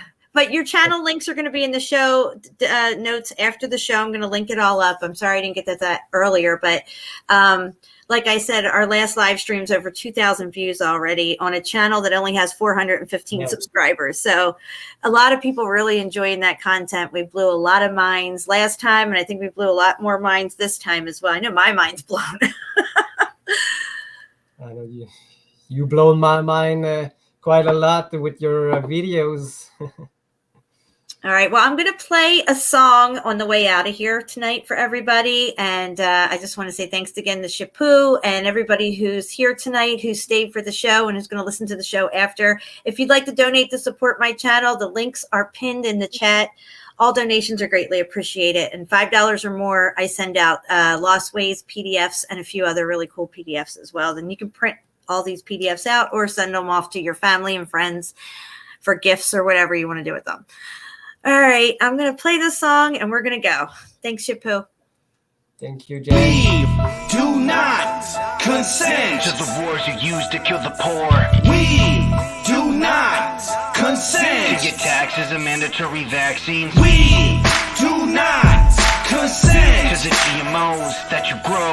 We do not consent to adhering your geoengineering. We don't consent to the floor and the water supply, blinding our third eye and keeping us compliant.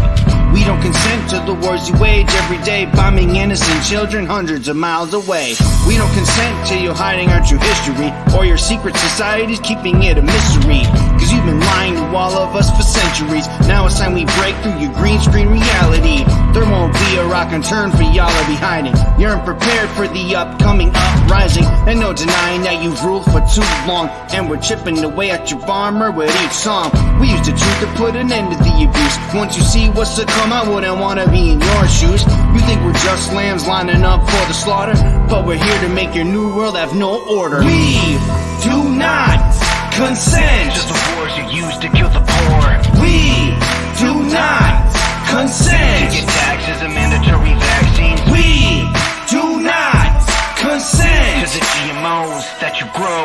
We do not consent to adhering your geoengineering. We don't consent to the chemicals you're spraying above us, and we don't consent to the criminals you're paying to run us. We don't consent to your false flag attacks and shooting hoaxes. We're standing up now and letting you know we're truly focused. We don't consent to your central bank or your corporations. We practice discipline, citizen, and subordination. We don't consent to the 1% having everything. We don't consent to be puppets, we're cutting every string. I know one thing for certain, they won't control me. You had to have heard the name by now, they call me OD. I don't consent to the media telling lies to me.